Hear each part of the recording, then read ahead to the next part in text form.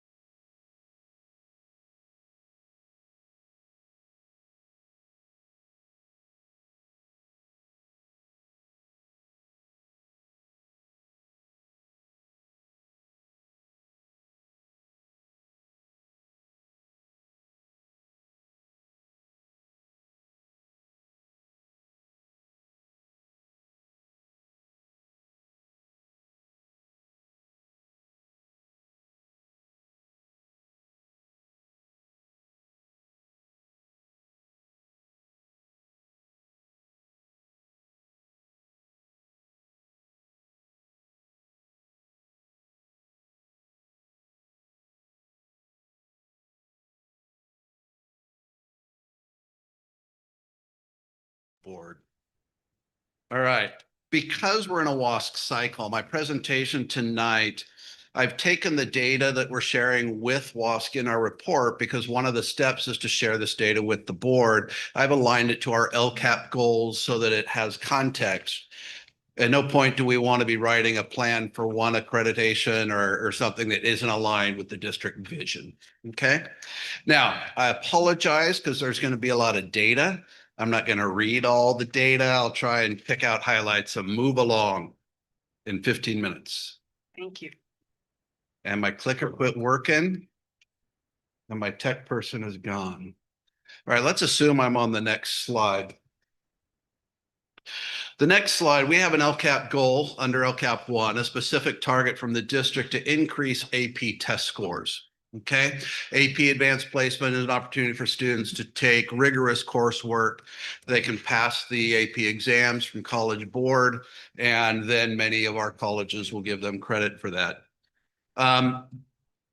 In the last 4 years, we've maintained in 3, we don't have the results obviously from this year. Oh, they're there. We've maintained a pass rate around the 60% range, okay, which is a fairly good pass rate. The thing that we're excited about right now, if you look at that third row, the enrollment, we've been pretty consistent at about 16% of our kids enrolling in AP. This year, we jumped to 26%, which is a significant increase. At first, I thought, oh, that's because we added AP Lit. The number of kids in AP Lit would have increased just 1.5%. The other increase is just we have more kids who feel prepared for advanced placement rigorous courses because of their experience in our classes. And that really is the target, to prepare kids to challenge themselves with more rigorous work. So we think that's a real positive. All right. Also under LCAP goal is our graduation rate. Now, graduation rate has gone down over the last 4 years, which is unfortunate, something that we want to target and look at. If you look at the red trend lines, you'll see that one area, and if you look at that data, of concern is students with disabilities. You're going to hear a presentation later tonight. Allison Gribben and Kim McCulloch have worked on a plan to really increase access for our students with disabilities to the coursework they need for graduation.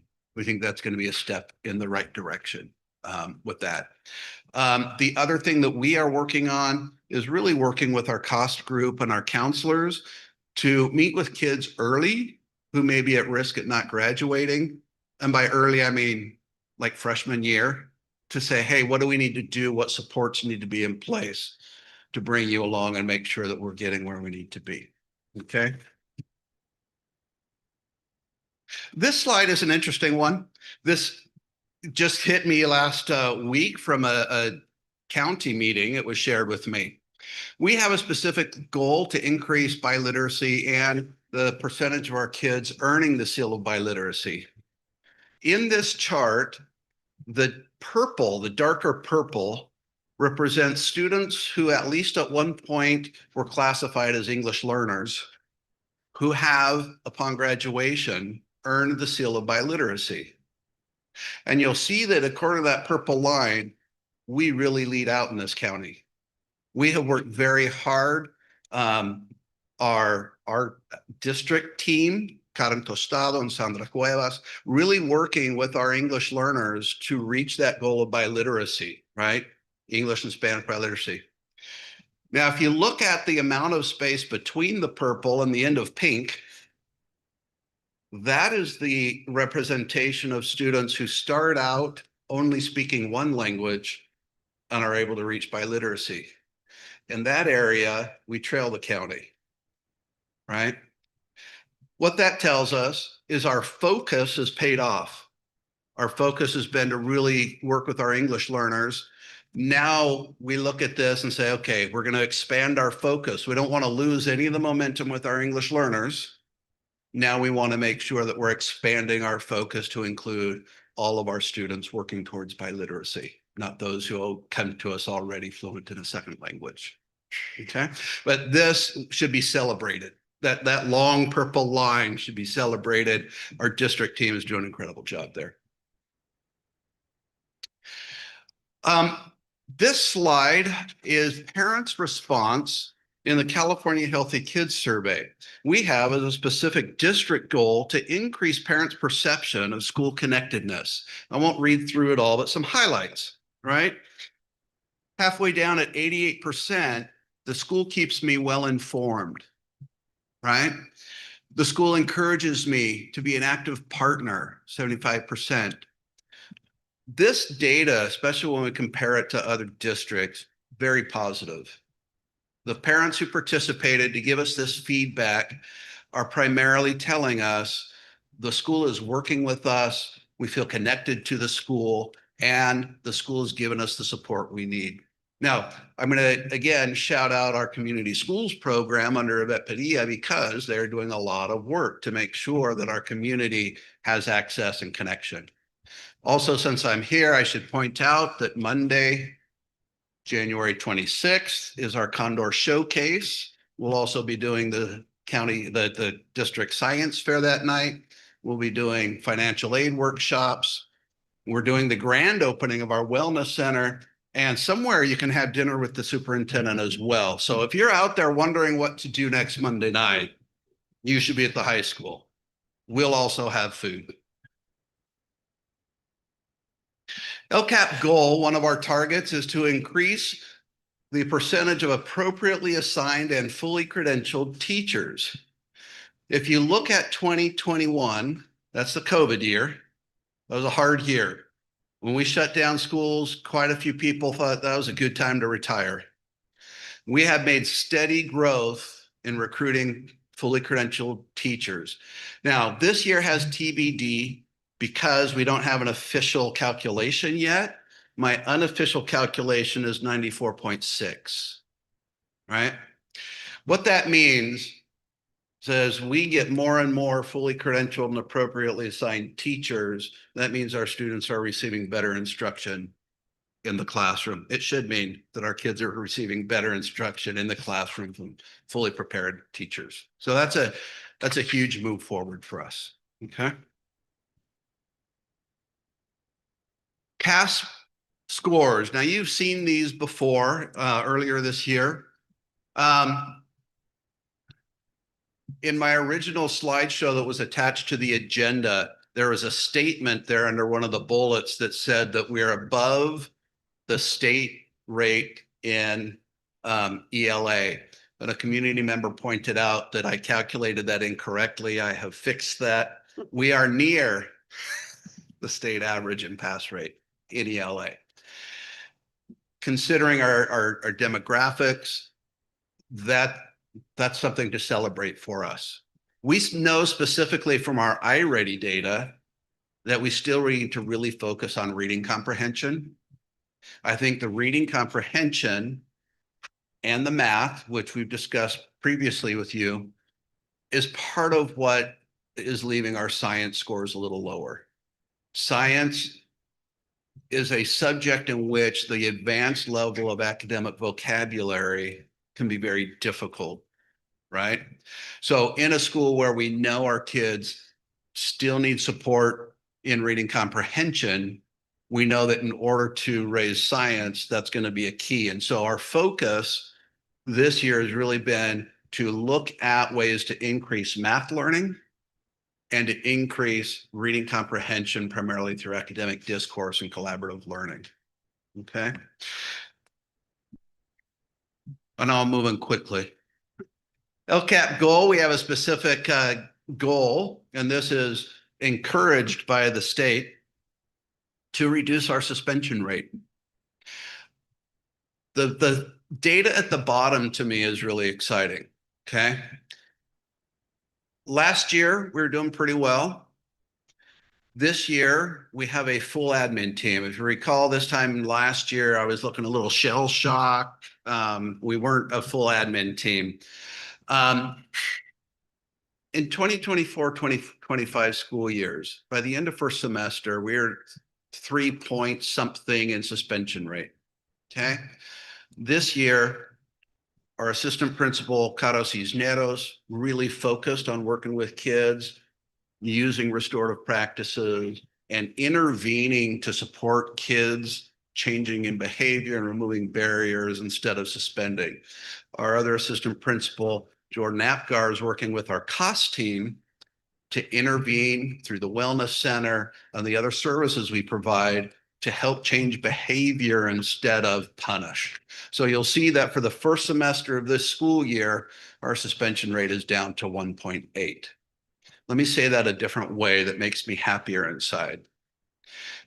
98.2% of our kids have never been suspended this year. Okay, they're coming to school and they're doing what they need to do. So I think we're moving in a real positive direction there. All right, improving the college and career indicator. One of the things that we've been working on now for a year, and we really believe we're going to get in place soonish, is full access to CCGI, which is the UC system to really help us understand where our kids are in progressing towards college and supporting them and doing the right things to make that change. But still, when you look at this data in the top line, we're consistent around the 38%. Last year, we jumped to 46%. That's a significant increase. Part of that came from the fact that when we came in last year and we looked at our courses, we identified every course that wasn't A through G, and we worked to submit those courses so that our kids would actually get the college prep credit that they should be getting for our coursework. So we're pleased with the movement we're making there. This year, all 5 of our counselors are working with our assistant principal or counselor, Jordan Apgar, to work together as a team in the area of college and career. The things they're doing so far are incredible. We had a high rate of kids come in and fill out their college applications. They're working now on financial aid. That team approach is really paying off, I think, for our kids. And what we're seeing early in our data tells me that we're probably going to increase again in this area. So we feel really good about that. I'm going to throw out a teaser here. I've talked to you a little bit last year when I talked to you first semester about the plan we were working on with CSUMB to be able to be dually enrolled with 4-year university courses. And a few months ago, it looked like we might have hit a wall, and now we've been able to get over that wall. We believe that by the end of February, we'll have students enrolled in dually enrolled courses with CSUMB to the extent that within a couple of years, students will be able to finish their CSU freshman general education credits at our high school and leave our high school prepared to enter CSUs as sophomores. Still ironing out a few details. And in February, we will come to the board with an MOU with CSUMB and our courses and that whole plan. That is very, very exciting for us. It's a big deal, right? More on that later. We have a goal to reduce chronic absenteeism. It's hard to teach kids who aren't here, right? Coming out of COVID, absenteeism was a huge thing statewide. It was hard for kids to return. I heard the buzzer. Look at the trend. Our trend is positive, right? And if you look currently this year, we're on target to be at 21%, which is down from 29. I believe, again, the effort we're putting into SART, our use of talking points to open up more communication with our parents, and the cost work and the SART work and the counseling work to really try and remove barriers, really great. Anecdotally, we found some kids who were really having a hard time getting to school. We worked with transportation. They sped up a special transportation route to get out in the boonies and make sure they got here. So I believe that the district is really making strides, and we're benefiting from that partnership district-wide. Okay. Wonderful. Some strengths. In our WAS document, we've said these are some of our areas of strength. We believe the new graduation requirements are an area of strength. You're going to hear tonight from the extended learning program, which we call NEST. We consider them an incredible partner and one of the strengths here. The professional development we're doing with our teachers to really impact classroom instruction really seems to be paying off. And the Wellness Center that's going to have its grand opening Monday, and our newly formed cost team really making a positive impact on kids. Areas of growth. We've mentioned math and reading comprehension. We're working hard to figure out the right interventions and supports. Our math and English teachers at grades 9 and 10 have started some specific interventions in that area. English learners are doing well, except we want to strengthen our integrated ELD instruction. That's help that English learners get in every content class. We're still working on that full implementation of CCGI, and we are working with Allison Gribben and her team to really figure out how we can better support our students with disabilities. Sorry, I went over a little bit. Thank you and good night. Thank you, Mr. Andrus. That was a very thoughtful and well-organized presentation. At this time, we'll invite any public comment on your presentation. Seeing none in the boardroom, is there any on Zoom? No? Okay, we will begin with our student trustee, Adriana. Do you have any questions, comments that you'd like to direct to Mr. Andrus? I have some comments, kind of just attesting to this presentation. Can everybody hear Adriana? Yes? Yeah, okay, sorry. First, I want to start with the seal by literacy and the improvement there. They're really impressive numbers, and it's been a lot of, I think, publicity over like how to get the seal by literacy. Because before it was kind of just kids were obviously capable, but they just weren't aware how to get it. And the improvement from our staff is really apparent. And the same thing with college prep and application support. I mean, firsthand, I had just about a teacher everywhere telling me to apply. Have I applied yet? FAFSA. So very appreciative of that. And the CSU and B courses, I'm very happy. Honestly, a little jealous because graduating with my GEDs done was like a dream of mine. So I'm really happy that the next few classes get to experience that. Yeah, thank you. Thank you, Adriana. Angelo? Questions? Or comments? Because this is, Presentation. yeah, it's a presentation. That's where I got a little mixed up too. You're a great public speaker. Thank you. That's a nice comment. And I say that because I really hope that other directors are anybody watching this can take note of how you did this, where you gave us very specific targeted presentation to educate the board on what's going on. I know a lot of times we want to like put as much of our accolades as possible in 15 minutes. It becomes overwhelming, we'll all forget what was being said. This was perfect, targeted. I feel like I got something out of your presentation. And I hope that others watching or districts can see your model what you did today with Tuck Times board. Keep it simple, tell us what you want to tell us, then we can go off based on it. So I really want to thank you for your presentation. Yeah, the CSUMP thing is jaw dropping because I didn't go to college until my late 30s. In that first year, it was just such a lot of money that was, I felt like was just keeping me from learning what I wanted to get my degree in. It was a technicality. It's expensive. And the fact that we're doing something that no one's ever done, we're actually not only just helping them get a head start, but we're also releasing them from a potential financial burden when they go to college.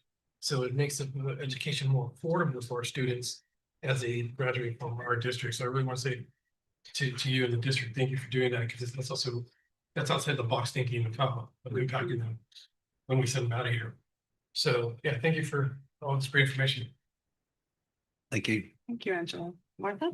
No, thank you. It was a great presentation. Ditto on what he said. I mean, you hit a lot of great spots. I learned a lot.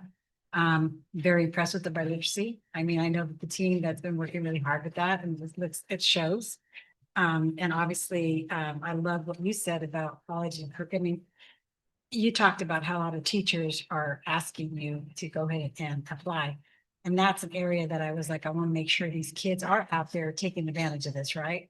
So do they go to their counselors, or who helps them make sure that they get into these colleges? They're counselors. So the counselors are the ones that helping them apply, and the FAFSA workshops and all this other fun stuff they've been doing, right? Yes. Okay. So I'm anxious to see, that data at the end of the year of how many students, were able to get into colleges. And I mean, it's always fascinating to see how many great students. I mean, we have the potential, so many students that are so successful with the prestigious colleges. So it's always exciting to see that outcome because there's a lot of scholarships out there for that affordability. So thank you. Thank you for the presentation. Thank you. Adriana? I'm also jealous in a good way. And I agree, Dan, you seem to do a presentation and that it's just talking to us, which is great, but telling us exactly what's going on. And as a CSUMB alumni and a professor there, I am really excited to see this partnership and opportunity for our students.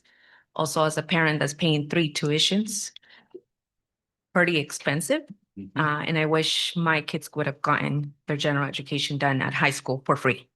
But I'm glad that this opportunity is for students and for other generations, because that's exactly what we're supposed to be doing, right? We're supposed to be improving for next generation and next generation, not regressing and making it worse for the next generations to come. You're doing an awesome job. And it sounds like just teachers and staff and people asking you about, hey, have you done this? Have you done that? Has also changed the messaging and the way that we're treating our students. So that's crucial. We can put all these programs, all these systems in place, but if our mindset doesn't change as adults and really get into the mindset of our student center first, then nothing that we put in place is going to work out. So I'm glad to hear that staff is actually changing that, also the mindset of saying, how can we all improve and making it better for all of us to center our main constituent, which is our students. And I am super excited for the next generations to come and see that they have more opportunities and more things and easier for them, which is what our mission should be, making it easier each year. So thank you for that. And thank the staff for working on that. And I'm really proud of the things that you just said today. Thank you. Thanks, Adriana. Rick? Yeah, thank you for all the information that you had for the public. The public needs to see stuff like this. I had a question on the suspension rates reducing. Is that like a accumulation of maybe like helping them behave better or just not suspending them and alternative than to suspensions? Can you touch on that? It's both of those things. So I think given the last, I'll say decade, we've realized that suspending kids is easy, but it doesn't change behavior and it doesn't really set kids up for success, right? Simply declaring, hey, we're not going to suspend kids anymore also doesn't work because then kids feel like there's no accountability. So there's a combination of what we're doing. There are things for which kids need to have some time off campus, generally fights, violence, drugs, alcohol, right? But if we really want to change the behavior by changing the mindset, the self-efficacy, the mental, social, emotional health of our kids, then instead of suspending, which is fast and easy, we have to invest time, energy, consistency. So that's what the Wellness Center is about. That's what the cost team is about.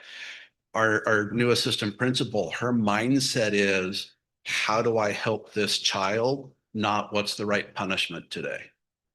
I hope that answers your question. Yeah, definitely. I think maybe in the future, maybe we should explore maybe like a mentor type of thing with people that maybe they could feel free in opening up to, if that's possible or effective. Because I've talked to a couple of people that got in trouble and I think they opened up to me and I think just in general that may help, and then my just last thing I wanted to touch on was the awesome CSU course thing. You had mentioned it right off the bat, I remember. And so that's obviously, is that for CSUs only? So it's CSU. What it will do is it will generate a college transcript as if a student went and took those classes at CSUMB. If that student then applies to another university, the university has to accept those 4-year accredited courses for what they are. And here's what I mean by that. You can take an AP course in macroeconomics. Many colleges say, that's great. We're going to give you general elective credits. They're not going to count it as macroeconomics, right? You generate a CSU transcript. They have to accept those courses. And just last one, how many schools in the county are doing that? We would be the first and only right now. Yeah. That's it. Thank you so much. You can tell that bragging rights are really important to our board members. So thank you. Thank you for giving us bragging rights. It was an excellent presentation. Really appreciate the trajectory because that means success for our kids and that's what we want to see. So kudos to you. Congratulations to the entire team and keep it up. Thank you. Do you have any closing comments, Dr. Drew? Thank you for the presentation, and I just want to echo the thoughts around the CSU MB dual enrollment credit. It is a really big deal for our community, and again, sort of like paying for kids to go through college. If you can get that first year under your belt before you even get to college, that is a big deal. Yep. From a money perspective and also just from a confidence perspective, saying, hey, I've taken that first year of CSU MB courses and I was successful. So of course I can be a CSU college student because I already am. So a big deal. Dan, thank you very much. Yes, thank you. Thank you. Good night. Okay, we will be moving on to our next agenda item, which is a presentation on expanded learning. Carol, would you please come up and lead us through your presentation? Brianna, can you set it to 15 minutes, please? Thank you. Buenas tardes a todos. Good evening, Evening. President Ruiz, Superintendent Turkey, members of the board and of the community. I'm Carol Ortiz, Director of Expanded Learning. Thank you for the opportunity to share highlights on our expanded learning programs. So NEST stands for Nurture, Educate, Socialize, and Thrive. Nutrir, Educar, Socializar, y Triunfar. We would not be able to do this without the support and dedication of our staff. They are dedicated, they're on all day, every day. They're diverse, they're from the community. They have come to our school districts and graduated. Some of them are parents and have children in our district. And I just can't stress how proud I am of them and for all of the work every day from 6 a.m. to 6 p.m. to support our students in our programs and on our out of school days. With regards to funding, we receive state grant funding, approximately $6 million per year. This funding supports all of our what we call out of school time programs, before school, after school, intersession days, which are like winter and spring academy and summer school as well. Some of the funding carries over, which is like the ELO funding, the ACES and the assets grants do not carry over. So those funds are expected to be spent every school year. Our current enrollment is as follows. Our Castroville and Prunedale coordinators are always in competition trying to have the biggest program. Our middle school also supports our sports programs. So we have good high numbers there at the middle school and our high school program as well. Lots of involvement at our secondary programs. Per education code, we have certain program requirements that we need to meet. These include supper and snack daily, enrichment activities, and academic support. You'll see in the upcoming slides what that looks like every day for our students as they go through these different rotations. Per ELO funding, we are required to offer an additional 30 non-school days beyond the district calendar. So that includes summer school and usually 5 days of winter intersession and 5 days of spring intersession, which we usually offer every year. This is a sample schedule for our elementary sites. We offer an academic block every day. We're usually supported with our certificated staff during that time. We are working really closely with Kim to do some iReady integration and support in our after-school programs as well. We have a very strong enrichment and club blocks in the afternoon. And we, as you'll see in future slides, we get lots of parents telling us that their students tell them they don't want to get picked up until the end of program because they want to stay and do all the different activities that they get access to. All right, this is our middle school schedule. This year we have our middle school staff who are working during the school day. So they're actually now able to integrate in classrooms during this day. They've been helping with intervention. We have a staff person who's helping directly in the MESA class. And then our staff also participate in lunch enrichment activities, helping with the academic support, with art during lunch. So we're giving the opportunity for students to have some fun activities during the day with our NEST staff at the middle school. And then they're able to carry that work with them into the after school program and keep those kids there. We have a nice diverse group of clubs there. So again, we get that support with the academics as part of their day. And then clubs, they do things like culinary, which is super popular, crochet, gardening, and media, and things like that. Our high school program is very robust. We offer what I feel is a great balance of academic and enrichment support. We offer math, academics, credit recovery, tutoring, English language support. We also partner with Gavilan for an early childhood education dual enrollment class. And we partner with Hartnell for a counseling 1, which is student success seminar class. Sorry. Oh, sorry. Yeah. I want to make sure I'm staying under time, but yeah, okay. I'll slow down for sure. Just another highlight with the high school program. Our coordinator has been collaborating with a special education staff to offer a life skills class after school, and also collaborating with the assistant principal to offer an emerging English learners class to provide some additional support.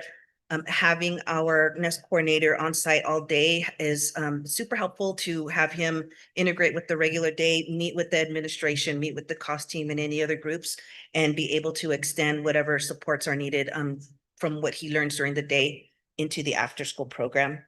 And based on board suggestions over the years, we have begun offering transportation at our high school and at our middle school after school programs. So this is just a snapshot of what the high school route looks like. So the students are picked up after school program and dropped off at home. That's great collaboration with transportation department on that. We are required to offer program evaluation as part of the state and federal requirements. We did give student and parent surveys. This was also a board suggestion from a previous presentation. For me, really the highlight is hearing from families saying they don't want their students picked up. Their students don't want to get picked up because they want to stay in the program. And that is really what the heart of what we do, that the students want to be in attendance, want to participate, and don't want to go home, which we enjoy. We really like that. We also participate in a continuous quality improvement cycle where we look at the 12 quality standards for expanded learning, and each site does a program plan, and then we evaluate that and discuss them as part of our monthly all staff meetings. These are just snapshots of what those quality standards look like. We do have lots of state assessment tools at our ready to do program evaluation. The high school specifically has a quality self-assessment rubric, which is great because those older secondary students do have the needs specific for like youth development and whatnot. We also work very closely with our Region 5 partners. They're out of Monterey County, but they serve 5 counties kind of in our area. And they work with us in implementing the quality improvement cycle as well. These are just little snapshots of our parent survey that we gave last year. Again, as board had suggested to get some parent feedback last year. We sent it out a little bit late last year, and there was a lot of end of year activities going on. So we didn't get as many, as the high numbers as we had hoped to get. And this year we will be sending it out earlier because we do want to base our future programming based on staff and student and parent suggestions. The upper elementary and secondary programs also do surveys with their students. One thing I really love about this little snapshot at the bottom right is what have the parents observed as in their child as a result of participating in the program. They have seen increased in academics, increased confidence in social skills, and they have a greater interest in learning. And again, overall, someone said she never wants to leave. But I just love hearing about that. These are anecdotes from where the parents had the opportunity to write down what their written feedback on the program. They highlighted staff and the activities the students are involved in, the safety and the flexibility of having their child in a safe place both before school and after school. And that's a significant benefit for working parents. Looking at areas of improvement, the academics and enrichment comes up very often. I just can't stress enough how pleased I am to have Kim to work with. It's just been an increase in leaps and bounds in terms of what we're able to do now and after school, and collaborating with her, and also working with Brianna on the synergy integration, credit recovery integration, and just our conversations have been so rich and very highly developed. And I just look forward to improving on our academics and just kind of our targeted interventions and supports for our students. These are snapshots of other different district initiatives that Expanded Learning is also involved in. We're heavily involved with Patrick in the college and career readiness and doing like an upper elementary, middle, and high school thread for college readiness in our after-school programs. We also participate in the attendance recovery district attendance team and how we can support students and ensure that they attend. Maybe we want to be at school so they can attend after school, and we help with that. We also are heavily involved, of course, in the community schools model as being one of the 4 pillars. Our department staff are constantly collaborating and communicating with different departments in order to make sure that our programs are aligned and that we are providing that extra boost of services that families and students can receive during their out of school time. We are integrated deeply into LCAP Goal 2. We actually have our own standalone action, which is 2.5 expanded learning opportunities. But as you can see highlighted in both Goal 1 and Goal 2, we are involved in kind of a lot of all of these different strings in terms of the academics and the social emotional needs and supports of our students. And we're very proud that we're able to just add a little extra to the time that the students are with us. These next couple of slides are my favorites. We get to see the students in action and get to see their happy faces. We partnered with the community school staff to sponsor the salsa night that happened here at the high school in the fall. We have our intramural sports program that is super popular amongst our elementary sites, and we have so many parents there who go in the middle of the day to watch our sports program at the rec center. We also have what we call breakfast club in the morning, because we do have quite a few students arriving at school at 6 a.m. And so our sites provide a breakfast club, there's culinary class, and the very popular weaving and looming class over at Prunedale Elementary School. So our staff really works hard to ensure that students are engaged, even if it's 6 a.m. These are some pictures of some of the other activities that our students are doing. The bottom left picture is actually our recent Winter Academy, where we had students there the week of January 5th through the 9th, all elementary students. We had about 60 students on average attending. And I just happened to walk in the classroom, and the students were super engaged and focusing on creating some calendars so they can plan out their own personal activities for the rest of the semester. And I also want to highlight our partnership with the Parks and Rec Center. We go on Wednesdays for our intramural sports program, and just the staff there, the collaboration has just been tremendous. And I look forward to continuing our partnership with them. They're just an amazing community partner. This is just an example of a direction we're going in with regards to our enrichment pathways. So if we have students participating in enrichment programs at the elementary site, and then they can continue with that at the middle school and then continue with that at the high school. We're doing danza folklorico. We're doing our nature club just started at Castroville. Then at the middle school, we're doing Save Our Shores this semester, and the high school does Slough Crew. So it's kind of a thread or a theme that we're trying to develop so that students who spark an interest at elementary school can continue to develop their interests as they get older.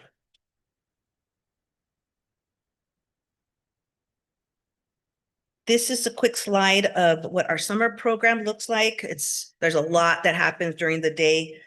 We are very fortunate to have lots of certificated staff who work during our summer program and provide that academic portion during the first half of the day. So they're doing language arts and mathematics. And again, I just want to kudos to Kim for already reaching out and having conversations about summer programming at the elementary sites, and Brianna for having conversation already about how we can strengthen and improve our credit recovery at the high school for this summer. We, at the middle school, we offered the rotation so the students have the opportunity to see what it's like. Those are the current sixth graders are at summer school at the middle school. So they get an opportunity to see what the middle school is like in terms of rotating amongst teachers and doing different activities. And we look forward to planning a great summer school this year. And thank you, board, for your ongoing support of our programs. And please let me know if you have any questions. Thank you, Carol, for a very informative presentation. We're going to start with public comment. Is there any public comment?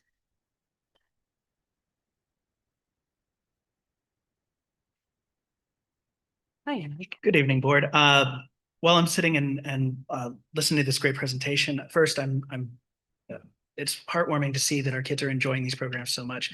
My daughter begs me all the time to stay at the middle school, even though she can just come home and get her homework done.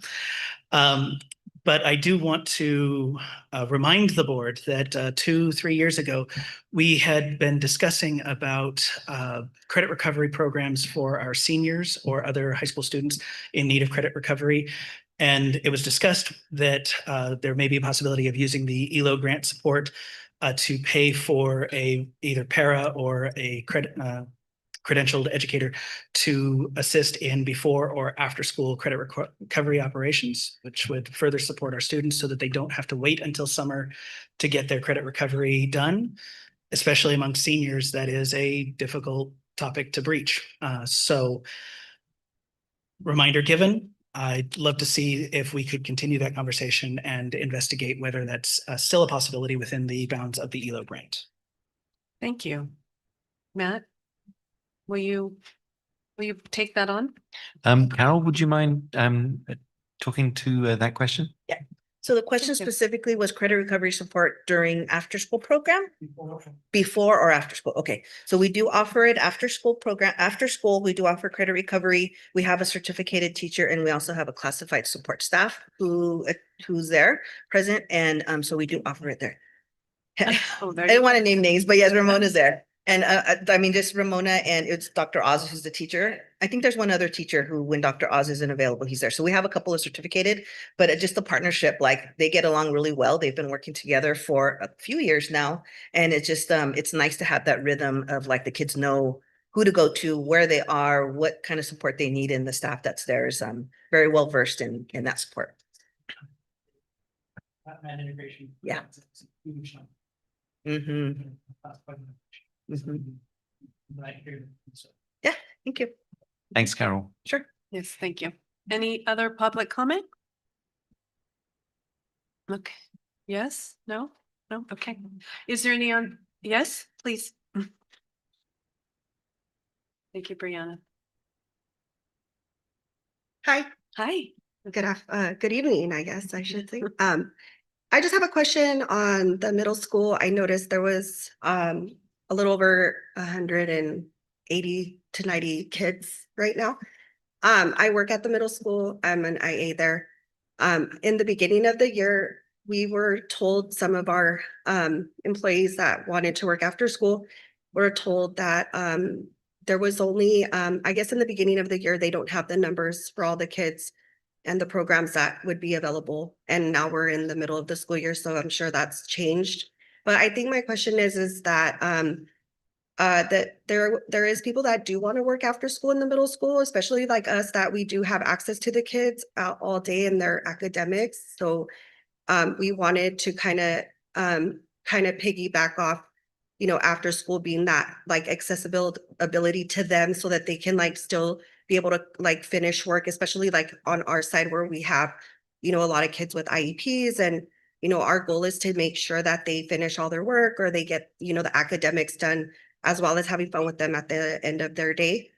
But we just didn't know like how that process works, like as far as, you know, when they will be able to let staff know that they were gonna have like those positions open for the staff in the middle school, since we're already so, you know, we're already in class with them, we're already doing with them as far as their, you know, goals and academics. So I just want to know the question, I mean, answer, or get the question answered as far as that.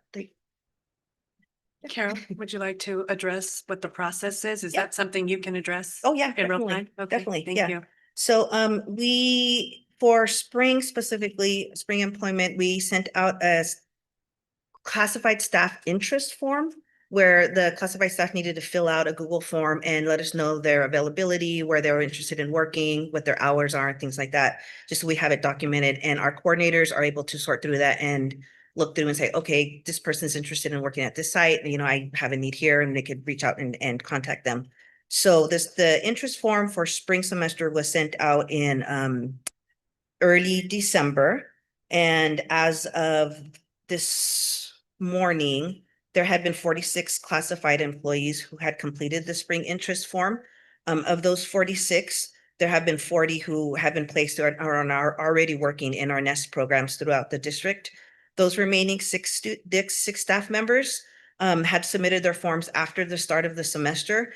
And I had directed my staff to wait until the start of the semester to see if we have the numbers and we're able to get more staff on. So it's been just last week the start of the semester? Oh my gosh, what, 7 days, 8 days, something like that of school. And I actually met with my coordinators this morning just to review staffing and numbers as well. So by the end of January, we'll know if there are more, there's more need for classified staff, and we'll just pull from that list. And like I said, right now, there are 6 staff members who applied for interest to work, but just haven't received the placement yet, out of 46 who had applied for spring Thank you for explaining. and for all sites. Thank you. Mhm. Are there any other public comments? Okay, is there any public comments on Zoom? Brianna? Do a point of order for public comments. You can just keep your public comments and not question and answer time. We will listen to your questions and get back to you. Do you have a public comment? Okay, please. I feel like there was high school, middle school, and I should do elementary because I do elementary.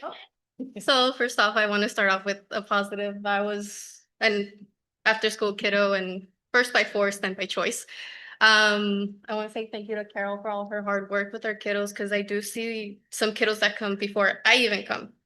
And then I see them till the end of the day. And it's really important to have that connection with them. And I feel like a lot of our classified staff already have that since we're there all day. And, you know, having that opportunity to work with them before and after school, it's also a really great way to like make sure they have their special little someone at school as well. Cause they see me and they're like, hi, Miss Sonia, how are you doing?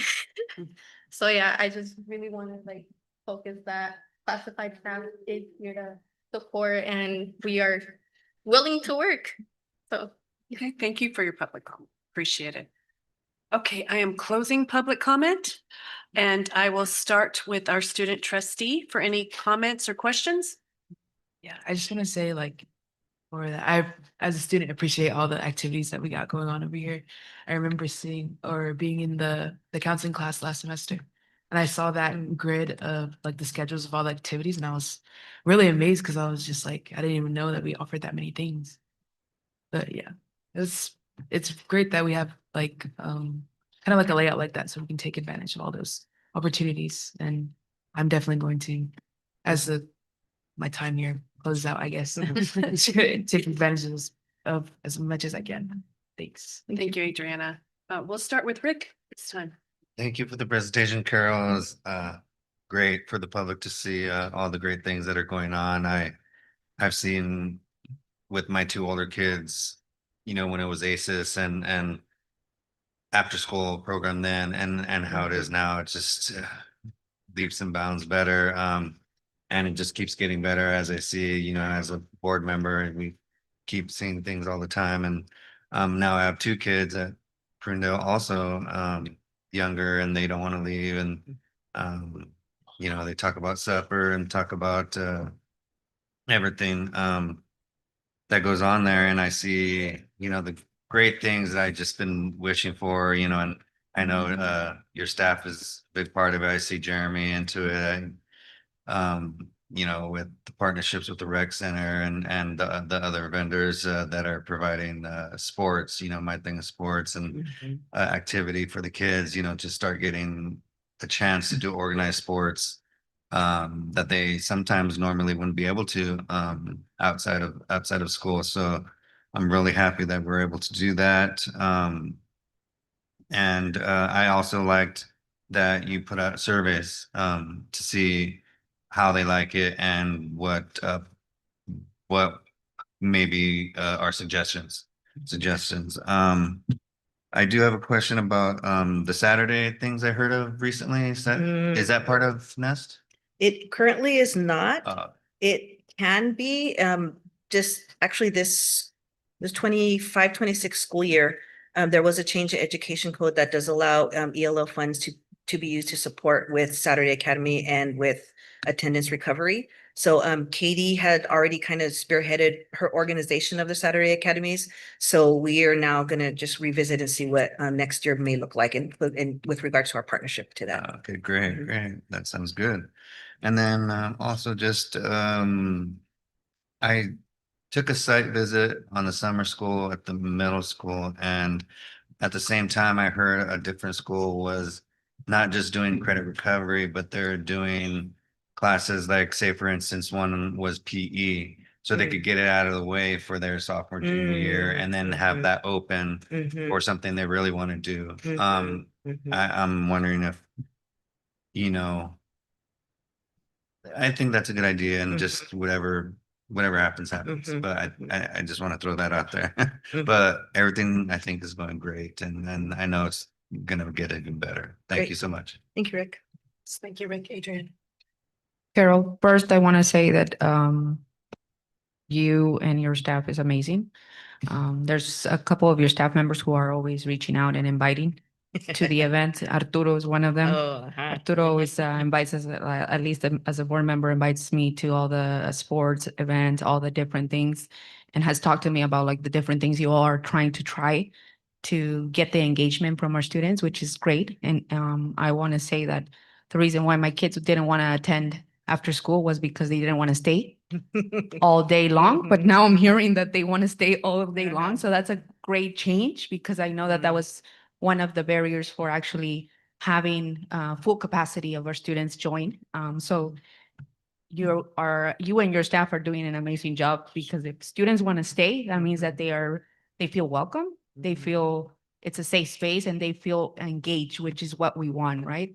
And then you're doing all the different components. I see your department as like a heart of our district, of providing the joy, the happiness, but also providing the academics space for those students who are needing it, but also for students who are like, hey, I just want to stay and to get it over with and then enjoy the academic part, because in our community there's very few things that our students can engage in. So having a safe space like our district to engage in after school is great. And then one thing that I really want to give you props for and congratulate you is, I've noticed throughout your presentations and throughout the description of your program that you're one of the only departments that I see that truly collaborates with the entire other departments of our district, which is amazing. And it's what we should be doing as a district, working together with all of our departments to benefit our students. So you're doing an amazing job. Hearing you collaborate with IT department, with the other departments, it's great because that gives a whole view of what's needed for our students, and then pulling all the resources from all the spaces to be able Yep. to give a full packet for our students. So Mhm. great on doing that. Pass it on. Mhm. Let us know how you're doing that so we all can start doing that and work less silo, but Yes. more of a collaborate Yes.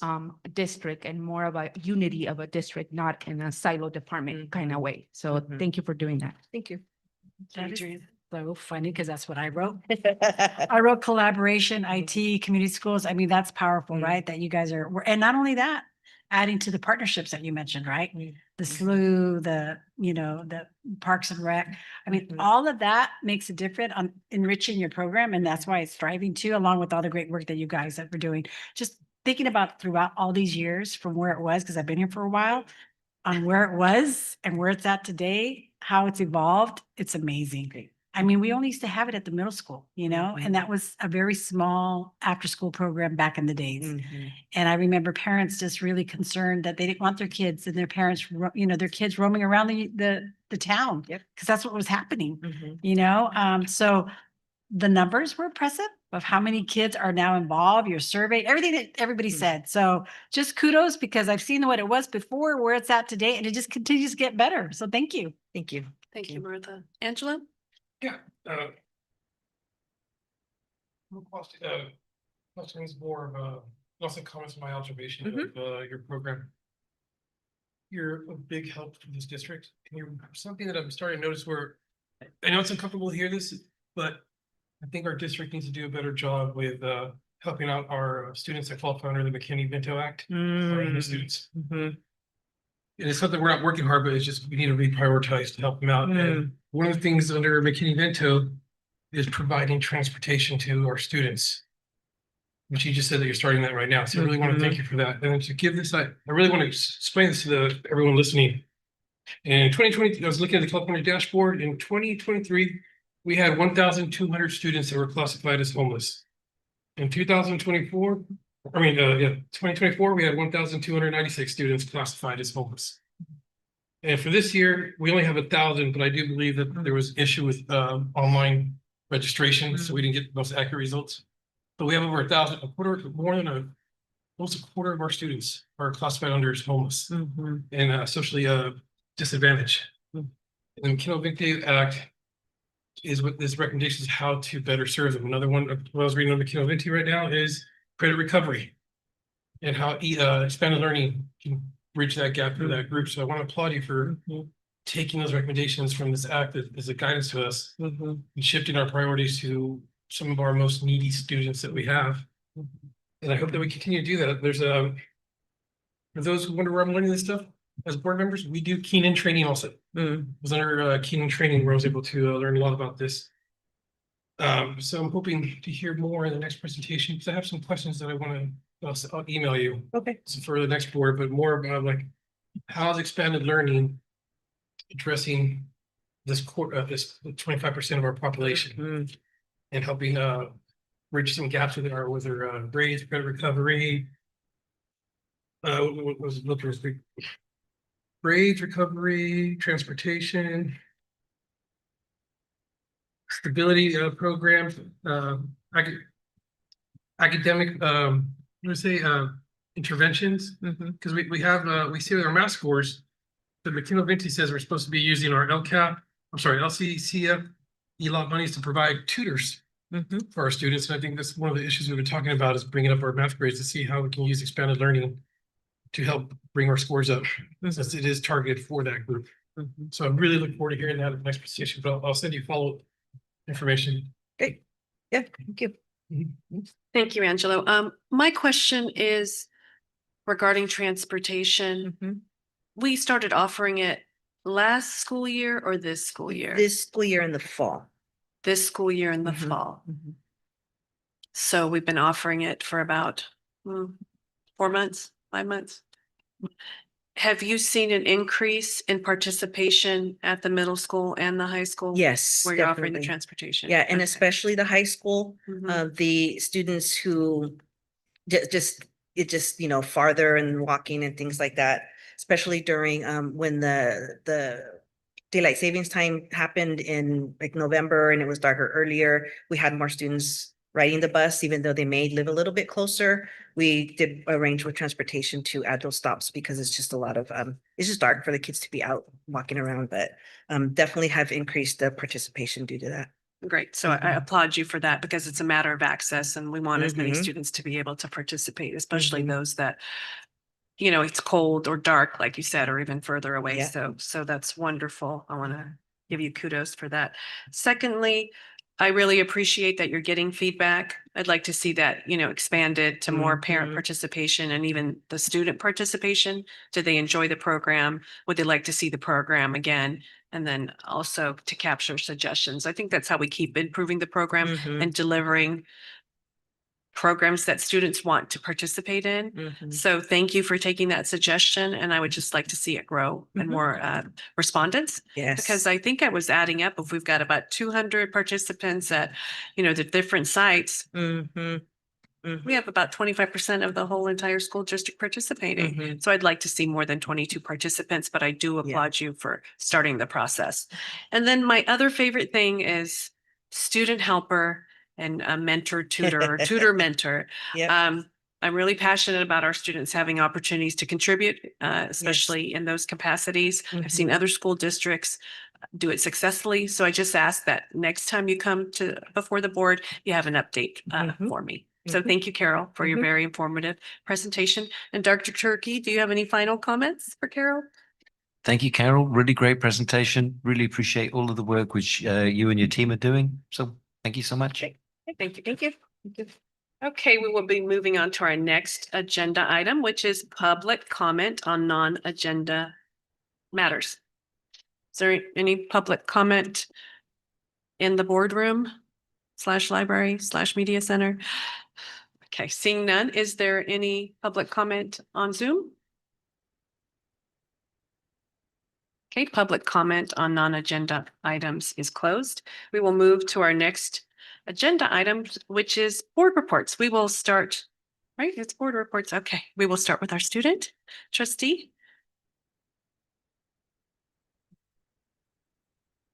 Were you able to get my stuff? Sure. I was a little late. It's my bad. Just in time.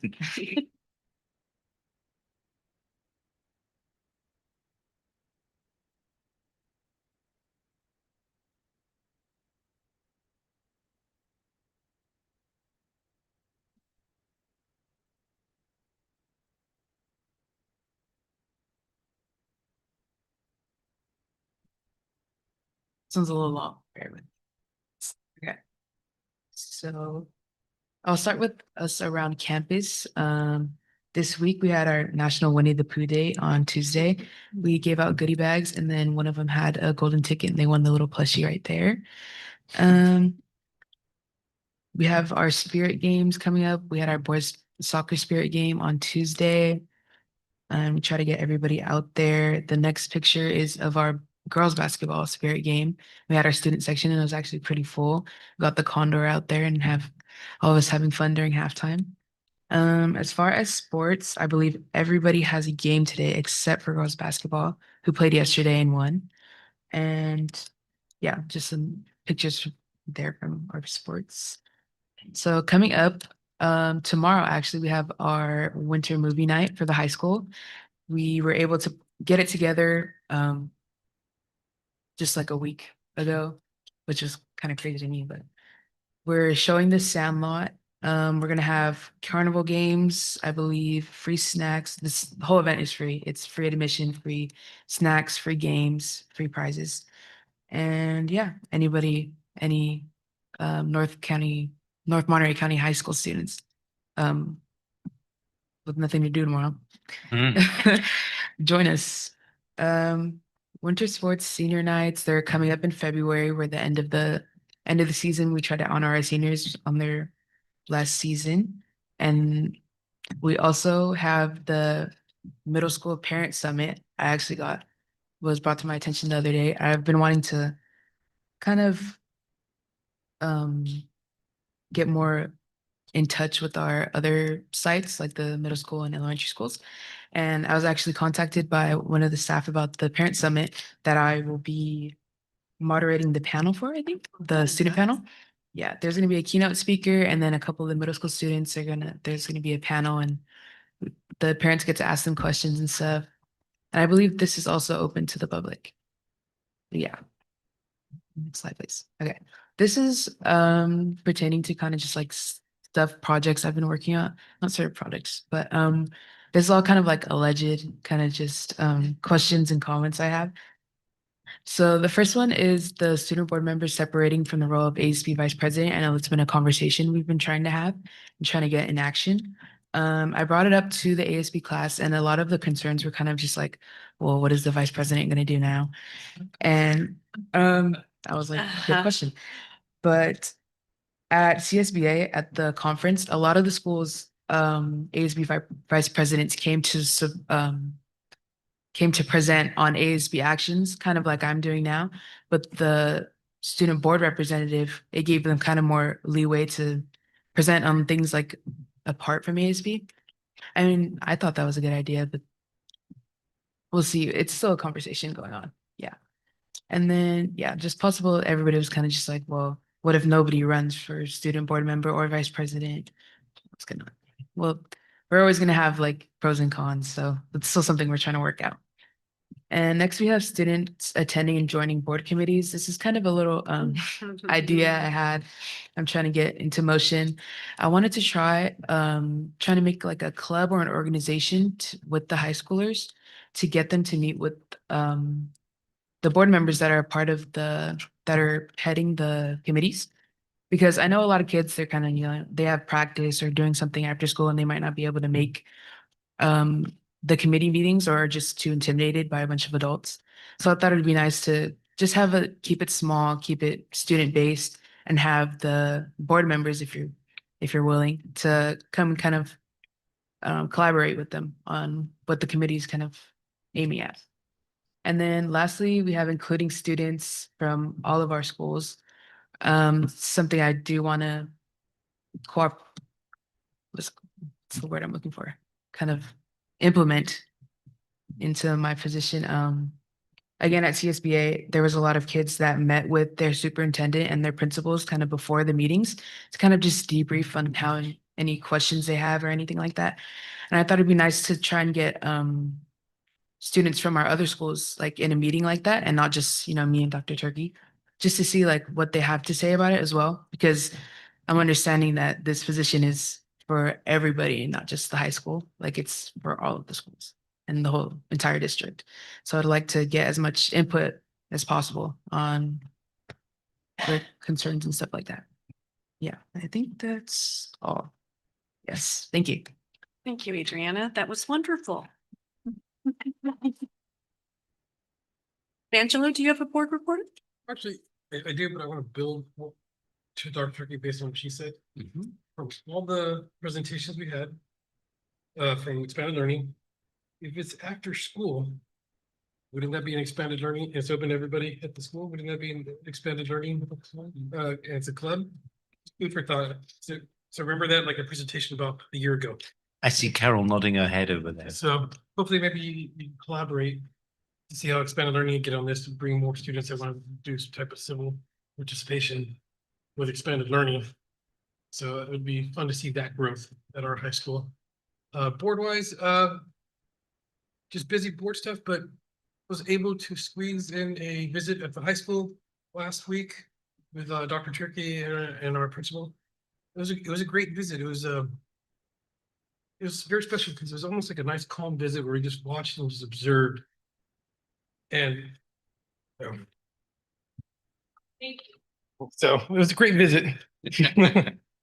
Not usually I'm never told I'm quiet. So where we got to, and help me out with the TV screens. What was that? The view boards. And got to see the view boards in action. Like any type of new technology, there are some teachers that are a little bit hesitant, but what I loved that I saw that reality was not here when I taught here at the high school. There was actually assigned training and scheduled instead of we'll get back to you when we get back to you. So that was a big improvement that I saw at the school. And another thing that I do want to share with everyone, because I will admit this as a board member now that I'm not a teacher, but with professional development, when I was teaching here, I would just walk in, sign, and then walk out. Because I didn't find a lot of the professional development meaningful. I felt it was a waste of my time and I could do better just going back to my classroom, getting ready for class. Now I'm hearing from many teachers here at the high school that the professional development that's being provided is very pertinent, extremely helpful. And I was hearing this also from veteran senior teachers who've been in the business for 15, 20 years saying that I'm learning stuff new. And it's always fun to hear when somebody who's been around the block is still gaining something from training. And that's growth. And it was really motivating to see we're doing new things. We're providing better instructional materials. We're providing a plan on how to provide better instruction. Like when we went into Miss Buena's math class to see how she, what was the fancy word we used? It was can you speak from back there? What did you say it was for the three? She went from the video, talking to the students, collaborating. It was just very fast paced. It was really squared away. It was exciting to see how much improvement I'm seeing at the high school. Just how much staff is just excited of where it's developed. And it's really a testament to our staff and leadership at the school, at the high school. I'm looking forward to see what's going to happen next year. Thank you, Angelo. Martha? No comment. I'm jealous that I missed the tour on Saturday because of my organizational skills and my meetings overlapping. So, but I have no board report. I'm just really glad that you were able to go and give that update because that's what it's about too, right? Board reports to give these updates on these tours or whatever we're involved with to give us an update too. So thank you for that. Thank you. Adriana? It might seem a little bit late, but I want to congratulate Echo Valley for their winter concert. They invited me and I walked into the forum and there was more than 1,000 people at the forum. But what was more impressive was I saw teachers from each grade level be there helping their students participate, enjoy, and they were the ones singing down, trying to encourage the students, but they seem more excited to be singing. I actually recorded some of them singing and dancing, and that was true engagement. It was just amazing to see more than 1,000 participants come, stayed. It wasn't like they saw their child and left. They stayed, they enjoyed. There was food, laughing, everything. So Echo Valley, awesome. Please, let's see that in all of our schools. That's true community engagement and that's true parent engagement and students' happiness and success. So I wanted to make sure I gave out that shout out. Other than that, no, nothing else. I've been out of the area. Happy New Year to everyone and hope to have an awesome 2026. Thank you, Adriana. Rick? Yeah, I attended a couple of committee meetings.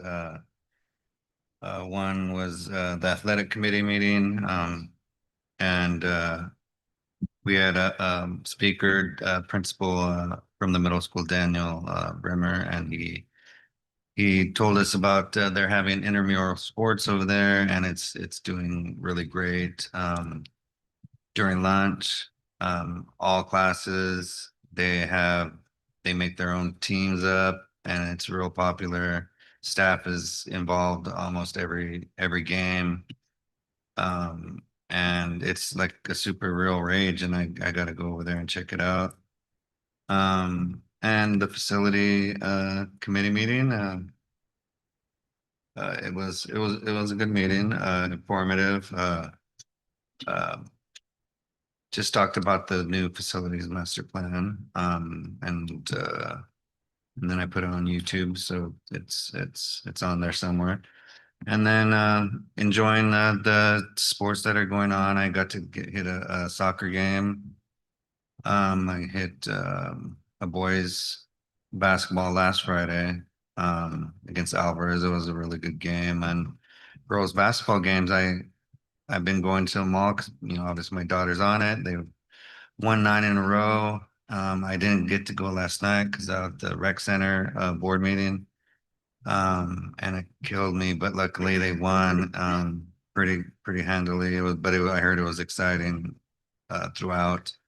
And they play Palm on Friday night, tomorrow night, both undefeated. And it's gonna be a good game because we're legit. We're straight up legit. Legit. Yeah. And that's it. Thank you, Rick. I don't have a board report, so we will move on to the next agenda item, which is superintendent's report. All right, thank you. So while Brianna's just pulling that up, Adriana, loved your report, by the way. Yes, let's make those things happen. All right, so let's meet soon and then we'll plan out. Okay, when you get to be superintendent, what happens if you have meetings to plan other meetings? Okay, so that's what we're going to do. We're going to meet to plan another meeting. Okay.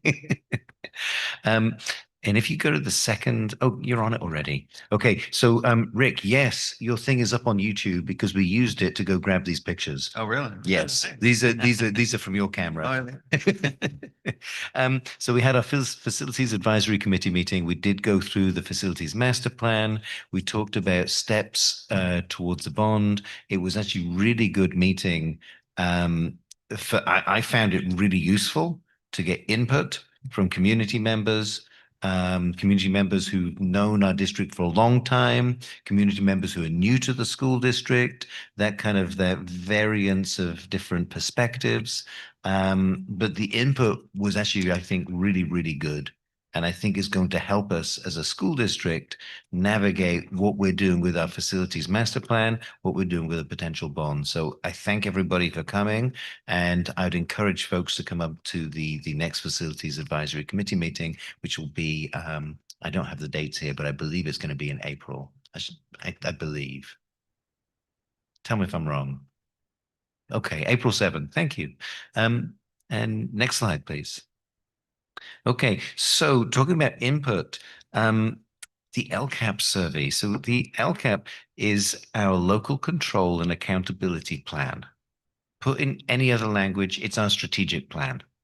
Okay, it is what the district follows to accomplish what we're trying to accomplish. It has our goals in there, it has our strategies in there, and it's what we follow. All of our principals, their school plans are based on the LCAP, which is the district plan. Okay, all of the departments, they have a place within the LCAP plan. So it is our strategic plan. So the way community that you give us input to change our direction, keep the direction the same, tell us what you like, tell us what you don't like, it's through the LCAP survey. So please, please, please take the LCAP survey and tell us what you think. Good, bad, ugly, indifferent, tell us all of it, please.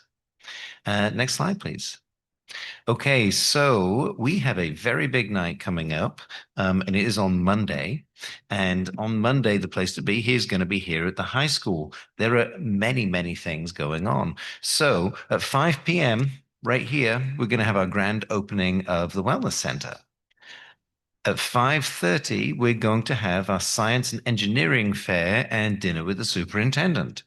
Also at 5:30, we have a FAFSA workshop, which will be up here in the media center. And then from 6 to 7, we have our Condor showcase. Okay, so here is the place to be on Monday. Please come out. There will be food, there will be fun, and there'll be a lot of activities. So yeah, come out on Monday, please. Next slide. Okay, our Day of the Child Family Festival is coming up on Sunday, April 26th. So you're having lots of good notice here. It's going to be from 1 to 5 here at the high school. And so please, yeah, save the date. Next slide, please.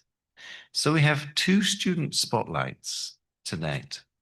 We don't have a staff spotlight. We have 2 student spotlights. And this first one is for Maya Martinez, who's in 11th grade. And she decided that she saw a need. She saw a need in the community and with other students that she wanted to provide menstrual and hygiene kits to those in need. And this is a video of her story.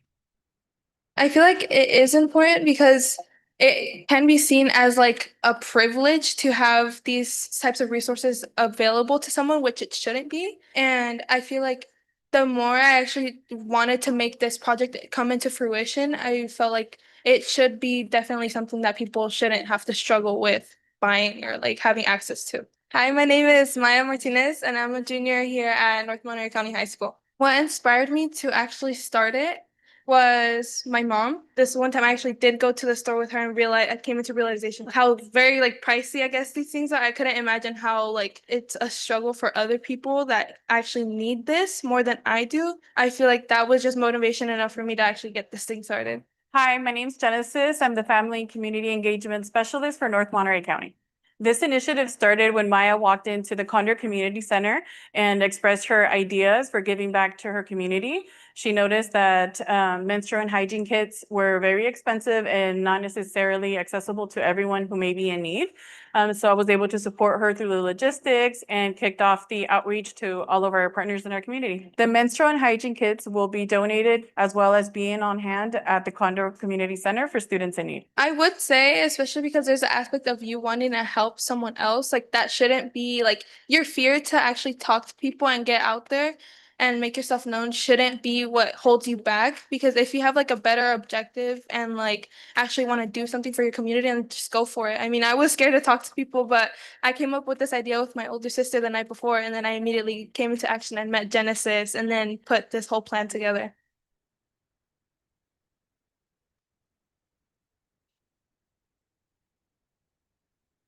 When you think of civic engagement, that is civic engagement in action right there.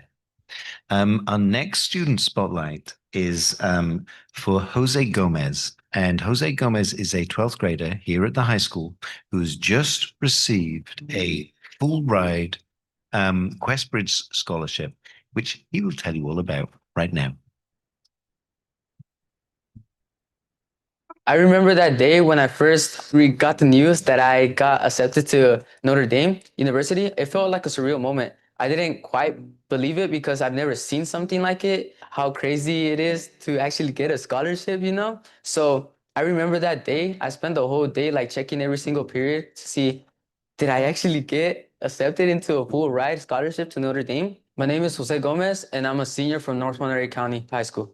A big factor of why I got motivated onto like actually applying to Questbridge was actually because my parents, they always supported me, even though they didn't know like how the process was like. They always told me, if you want to make something out of yourself, you gotta be willing to like work for it.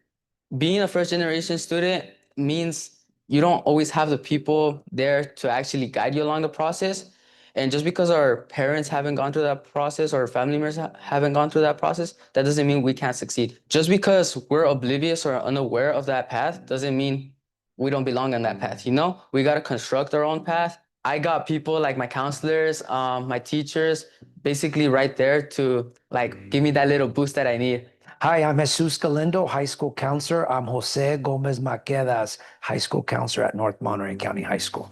I do want to say that I didn't do a whole lot. He's done 95% of the work. He's taken a rigorous course load. He's been so well rounded with playing sports and, you know, taking AP courses and just getting really good grades. But it has to do with his hard work and dedication to his academics, to athletics. And I think him being, you know, well-rounded has really solidified him as a candidate that Notre Dame University would really want.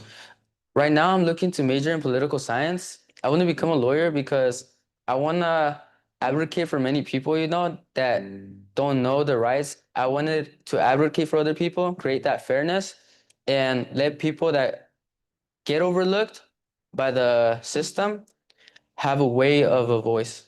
If I were to give advice to like other students wanting to look into college, I would say, believe in yourself first, right? Take advantage of every opportunity you have, even if it feels intimidating at first, you know, because I know I felt very intimidated at first. If should I do it? Should I not? But yeah, even if it feels intimidating, I say go for it. You just got to be brave. The only limitation you have is the limitation that you self-impose, because in reality, you can do some crazy things when you don't set limits on yourself. And I also would like to say that those opportunities that scare us the most are usually the ones that change our lives the most.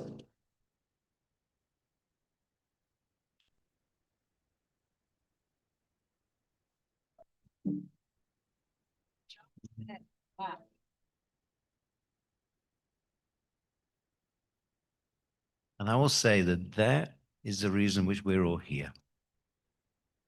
Okay. And listening to Jose talk in that video, first of all, it warms my heart. And secondly, it's like a shining light of kind of, yes, this is what we're trying to do. This is why we're here. And to hear him talk about what he wants in such a kind of a pure and innocent manner makes me think, yeah, this is what we need. This is what we need as the adults. So thank you. And congratulations to Jose. I'm glad we could all see that. That's it for the super report for this evening. Thank you, Matt. Just like you said, that this is what it's all about, seeing our students succeed and reach their wildest dreams, things they didn't even think was possible. So that's a beautiful story. Next, we invite our CSEA partners up to the podium. Is there a report? Wonderful.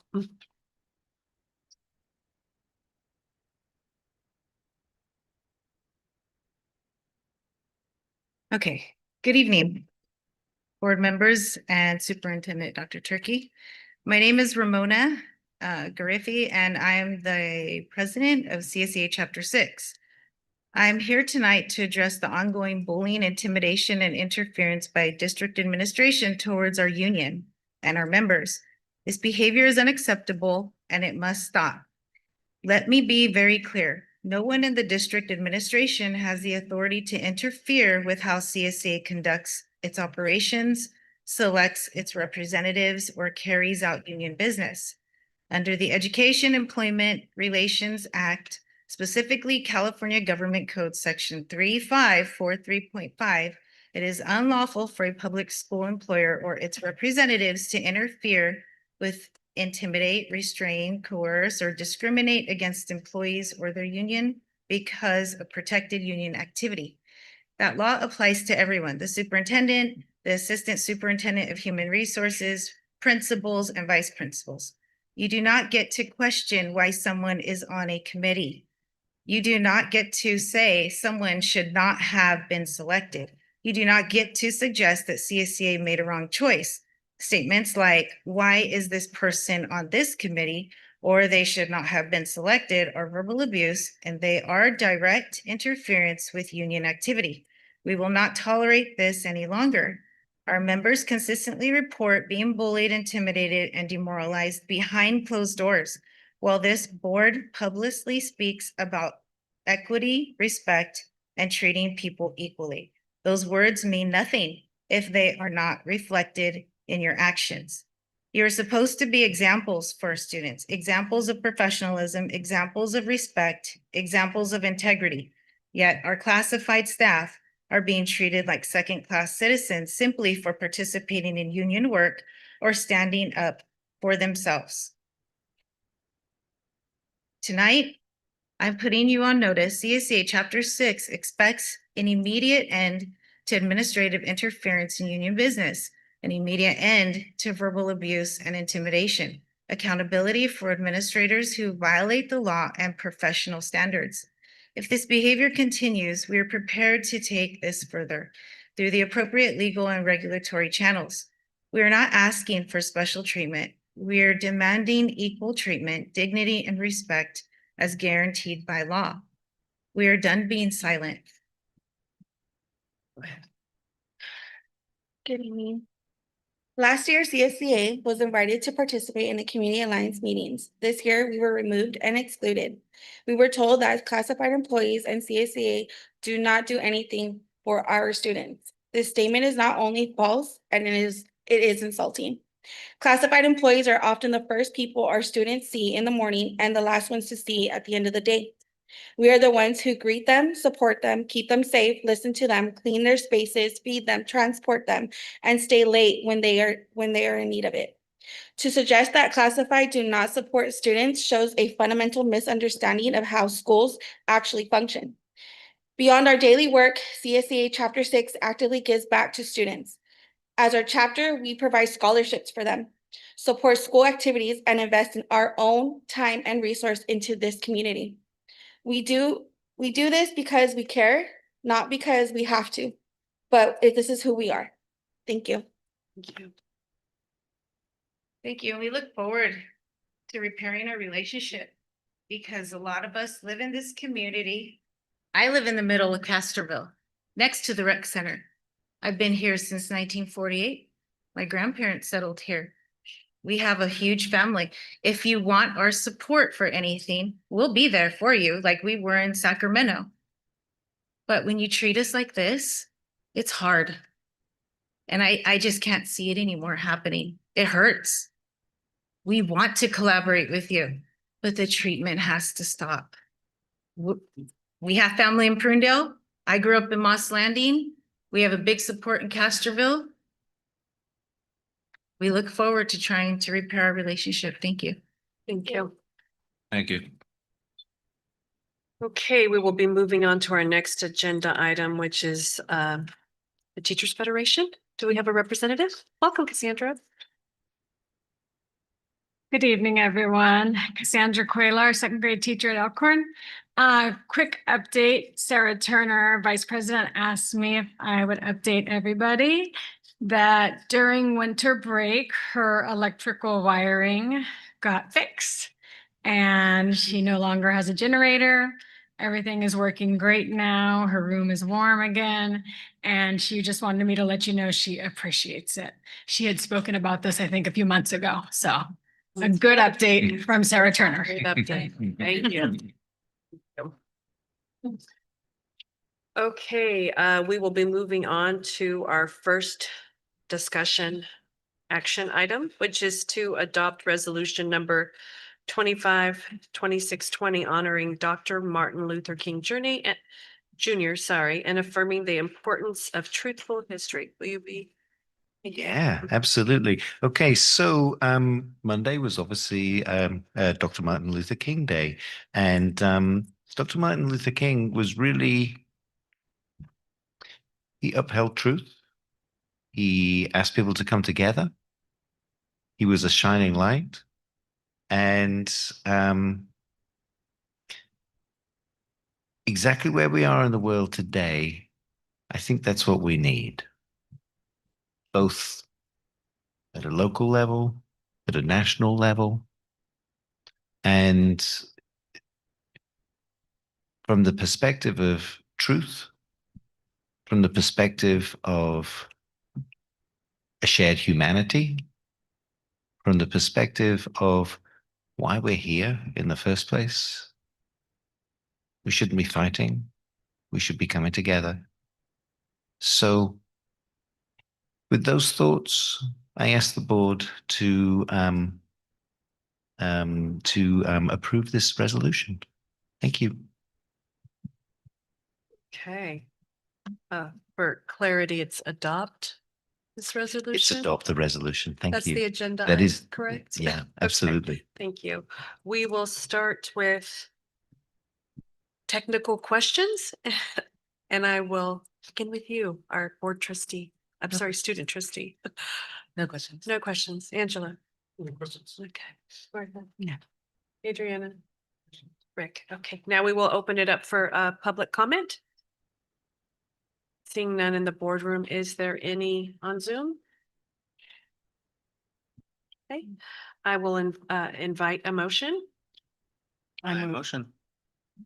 I second. Okay. All those, oh, sorry. Now we will move to discussion and I'll begin again with you. Sounds great. Okay. Thank you. Angela? Happy to bring this to the board so we can vote on it. Wish a good message. Martha? Adriana? A good message, but actually do performative things, actionable things like he did. Let's not forget the actual actions. So look forward for our district to continue to do actions around this. Put in the work, as they say. Rick? Yeah, I love the things that Martin Luther King Jr. did. I love to fight for my community's rights. And since we're adopting this resolution, I hope also that we fight for equal rights and to treat everyone the same and to walk the walk if we're going to adopt this. So I know we could, and I am proud to support it. Thank you, Rick. I think there's a famous quote by Martin Luther King that hate never solved any problems. Love does. And so sometimes we need to have compassion and understanding towards one another because we really all want the same things, which is to live quality lives, to have clean air, to be able to afford the places where we live, to live in a community where you feel seen and valued, work at a place where you're treated nicely. These are not really gigantic expectations. They're really the floor for what it is to be human, to treat each other right. So sometimes we need reminders of that because our own egos, our own ambitions, our own bad thoughts can get in the way of doing what's right. So sometimes you do need an attitude check to refocus on what's important and to be kind to one another. The state of the world is pretty crazy. I just call upon us to do the right thing and be the right thing, be the light when things do get dark, and to try to be kind and loving towards one another. So with that, discussion is closed, and I'm going to move to vote. All those in favor of adopting the resolution honoring Dr. Martin Luther King Jr. and affirming the importance of truthful history. Aye. Aye, thank Aye. you. Those opposed? Preferential vote? Aye. I will get this right. Probably by the time somebody else is president, but I will get it right. Okay, thank you so much. We're going to move on to our next agenda item, which is approve revised board policy 6144 period 1 high school graduation requirements, including a modified pathway for students with disabilities. Good evening. Good evening. Welcome, Ellen. So nice to see you all. I'm still here. Thank you. Board President Ruiz, Superintendent Dr. Turkey, board members. It is my absolute joy and pleasure to be here sharing this amazing work. I do have to start with that I have the privilege of speaking to you about this, but this is the work of many. Okay, some of them are here tonight. Kelly Bishop, who's one of our school psychologist specialists for our secondary programs, has been instrumental in this work. I have to give a shout out to our special education committee, which we have members here this evening, teachers, parents, community members, classified staff. It's students, right? Students as well. It's been really, just wonderful to get this work underway. So it's my end. Mr. Andrews has also been instrumental in helping, especially my non-high school brain wrap around like the master scheduling and how this is going to roll out. So Wonderful. Kudos to the team and thank you for having me this evening. Wonderful. So first slide, which you do have a copy of in case you want to take, notes, is these are the 3 current pathways that we have for students with disabilities to graduate in North Monterey County Unified. The first one you're very familiar with. It's our diploma pathway in which earlier this school year, you guys, I think it was last year, voted to adjust our pathway to be more in alignment with A through G requirements. And so this pathway is open to all of our students with disabilities. Typically, it's mostly our students who receive resource specialist program, or how the state would classify it as mild to moderate disabilities. And in that pathway, students receive their accommodations through their IEPs, and those accommodations support them in completing the rigorous coursework. When students graduate in that pathway or complete that pathway, they exit with a diploma and are ready to move on to their post-secondary choices, like we college career and life ready. They could go to community colleges, they could go to the UCs or CSUs if they've met the A through G requirements. They can go on to trade schools of their choice.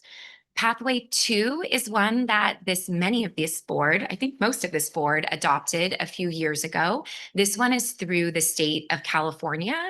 It became a mandate, and this is for our students who have extensive cognitive needs or cognitive delays. It's called the alternative pathway to diploma, and it already exists in the board policy that we're recommending an adjustment to this evening. When students are eligible for this pathway, they must meet the criteria to take the California Alternative Assessments, also sometimes referred to as the CAW, and they take for English learners the alternative LPAC instead of the traditional one. Students in this pathway receive modified curriculum through their special day class placements. And even when they graduate with the alternative diploma, they are still eligible for IEP services through the age of 22. The third pathway is the pathway that I'm going to be speaking to you about tonight that I would like to have phased out in North Monterey County, meaning that it will still always be there, but I don't want it to be the primary, or we don't want it to be the primary option for students who cannot meet the criteria for pathway 1 or pathway 2. And that's the certificate of completion pathway. This is a non-A through G pathway. It is not a high school diploma, and it is an IEP team decision for modified curriculum. And students can continue in the young adult program, but they don't receive a high school diploma. And so these are the 3 pathways we currently have. So what I'm here to speak to you tonight about is this pathway 4, which is what we're proposing. And it is a modified pathway, meaning that some of the classes which you did approve the course descriptions for on the consent agenda tonight, those classes would be available to students on IEPs, students with disabilities. If you were to take one of the modified courses, you would not meet A through G eligibility. However, the courses are aligned to the state standards and kind of guarantee a more rigorous curriculum focus, and kind of the assessment process would be more in alignment with what we would want to see for our students with disabilities graduating with what it would be is receipt of a high school diploma. In this pathway, students would not be eligible for the post-secondary, our young adult program. Students in this pathway would graduate with a high school diploma that does not have like an alternative next to it, if that makes sense, or a certificate of completion. This would be a regular high school diploma. So in many ways, like Dan and I discussed sometimes, it's not really a modified pathway. It's different options for our students with disabilities to help them build the necessary skills that they need to graduate and move on to post-secondary, choices. Some of the highlights are in the box. We are expecting the exact same amount of credits. So we are not lowering our expectations for our students. We're expecting 220 credits to graduate. We follow the state standards, and it's aligned by grade and content area. We're recommending the use of unique learning system, which is the curriculum that we use in our special day classes starting in preschool. And they're within ULS, and our committee got to review ULS earlier this year. There's different levels. And so the levels that we would expect for the modified is the highest level, which is, I think it's level 3, right? Yeah.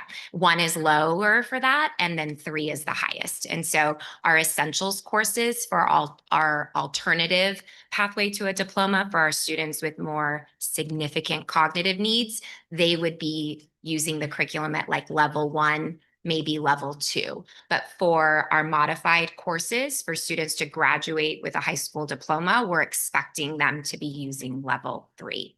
So I do want to differentiate that. There are a couple of courses, ethnic studies and health, which are not incorporated into ULS.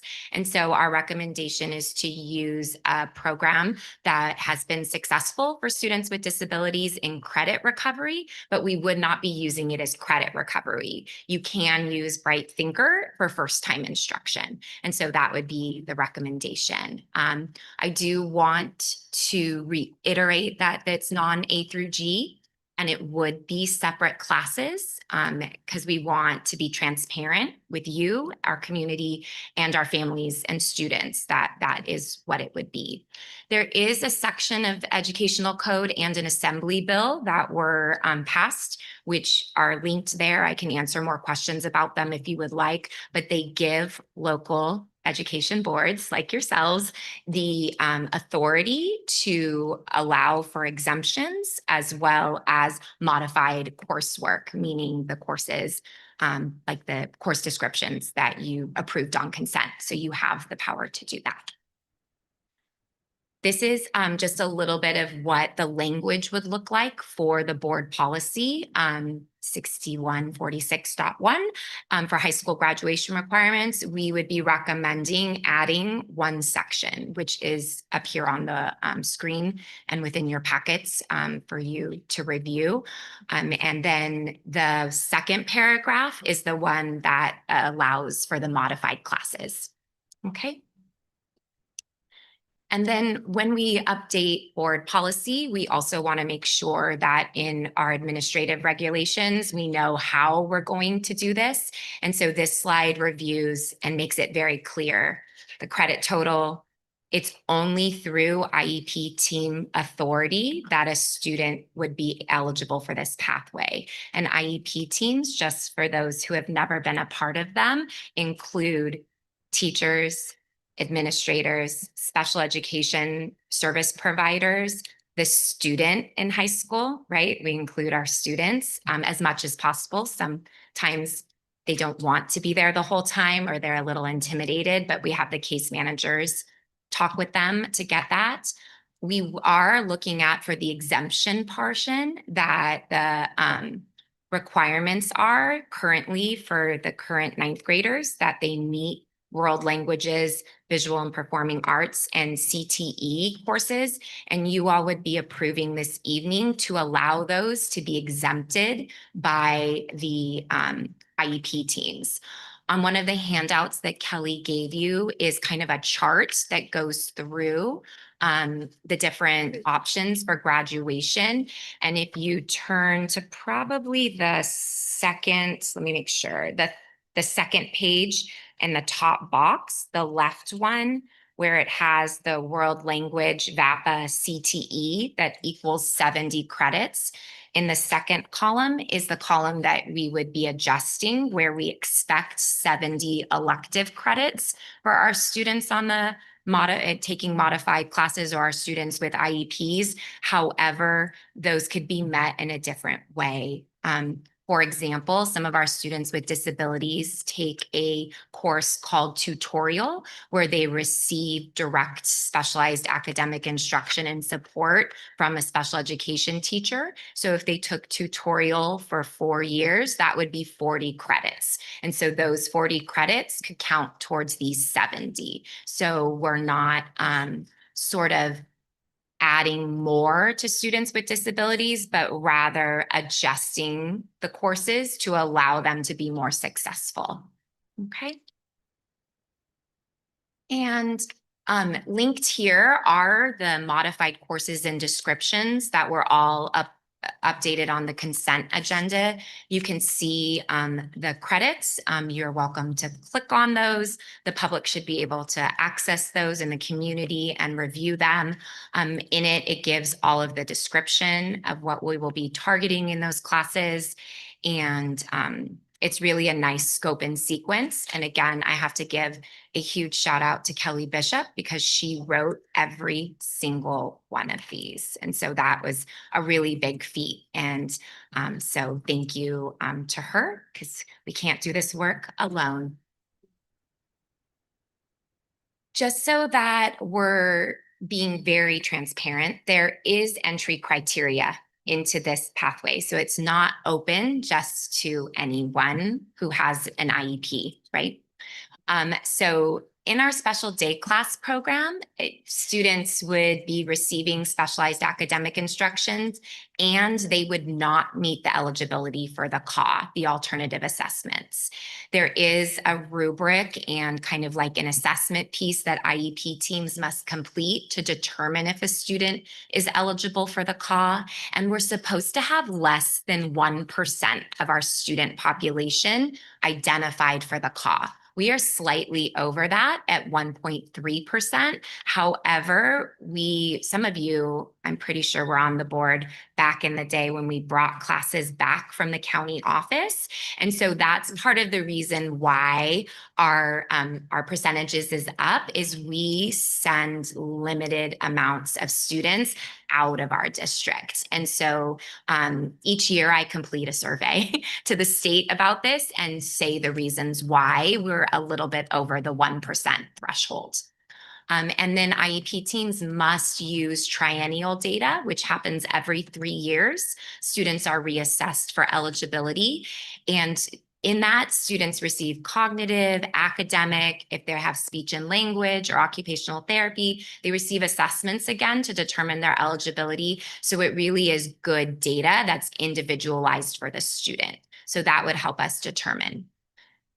The second part is our resource specialist program. This is where it does get a little bit trickier for our team, and we want to be very, very careful that we're not kind of putting students in classes for reasons that like lowering expectations for them when we know they can rise and meet the higher ones. So students who have been receiving resource must have been in a tutorial class.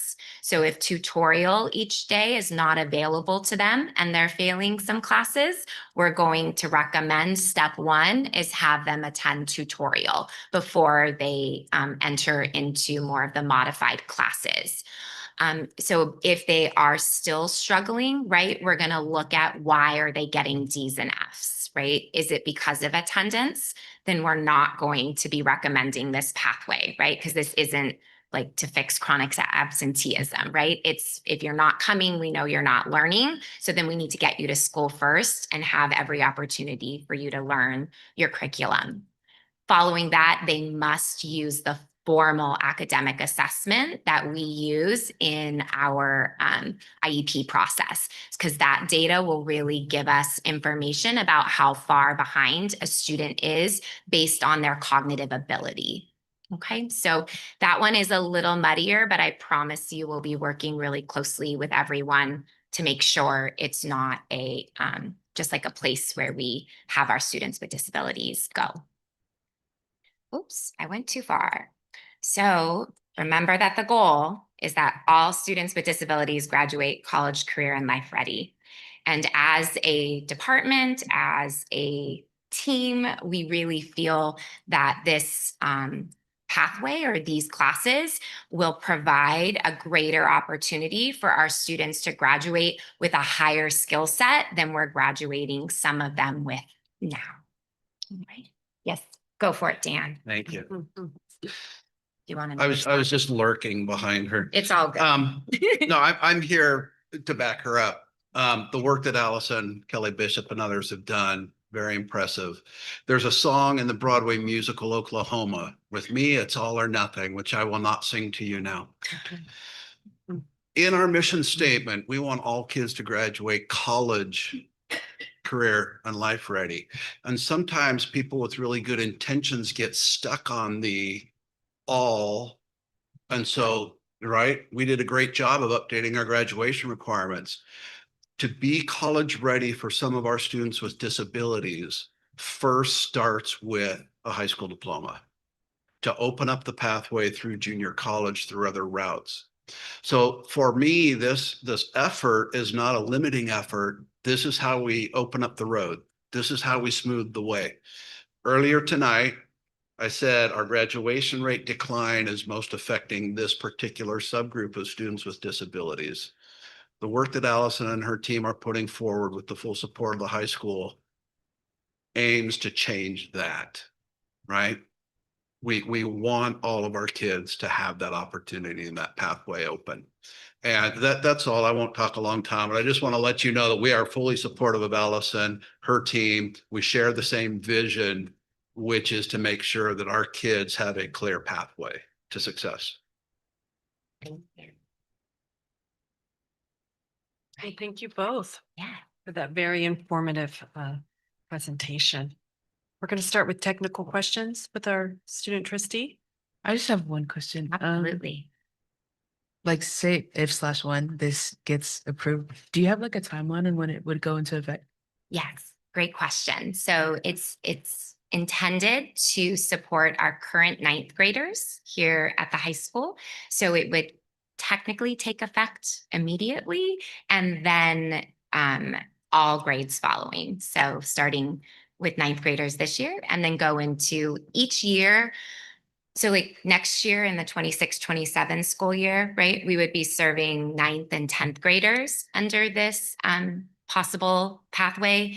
And so we would phase in classes because not all 11th and 12th grade classes would be necessary, like government and econ wouldn't be needed yet, right? So each year we would add in, but that's a great question. So kind of immediate and full implementation starting next year for ninth and 10th graders.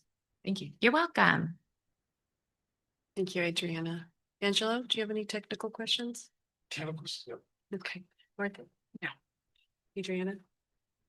If we're implementing it for ninth grade, are we right now taking a look at all of our students who this is impacting them and to make sure that they're not going to be surprised at their high school, thinking that they're going to graduate and there's something behind. Is that being taken a look at it right now? Yeah, so part of our task has been like, because we finished first semester, right? So we have our data for our students with disabilities in ninth grade right now. And so we've already identified some students that would be meeting that criteria that we had on that T chart. But we do have to do a little bit more digging, right, for the reason why. But for example, we have 20 students with disabilities in ninth grade participating out in our full push and support program, and 17 of them failed Math 1 first semester. And so we would be, and out of the 20, 7 of them have failed 3 or more graduation required classes. So those are the students we would be targeting, but how we would do that would be through their case managers and their IEP teams. And we would need to hold IEP meetings prior to the start of next year to kind of make those decisions. And again, just because maybe the data shows doesn't equal that it would be an automatic, if that makes sense. But there would be no entry into this without an IEP team meeting, which includes our families and students. Yeah, go ahead. Just a technical part of the answer, because part of your wondering should be why, if this is good, why are we only starting with ninth grade? The reason for that is this year's ninth graders are the ones who have to pass the new graduation requirements, right? And when we look at those new requirements, that's the adjustment in the board language and the AR policy is to make sure that in doing a really good thing, we didn't somehow throw barriers in the path. Right. So that's why we're starting with ninth grade and not everyone all at once. Thank you. Thank you, Adriana. Rick, do you have any questions? Okay. I have a technical question, if I may. Of course. Would you go to slide 2 for me?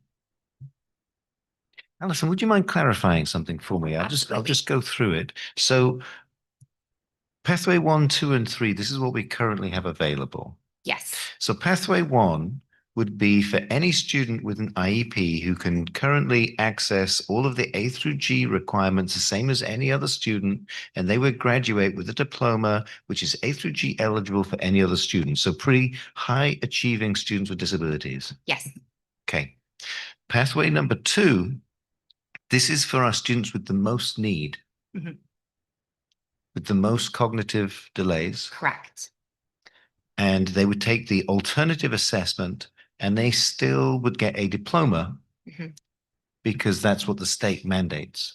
Correct. So option 1, you get a diploma. That's our highest achieving students with disabilities. Option 2, you get a diploma.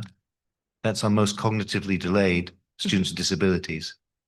Pathway 3 is for our students who are in between, right?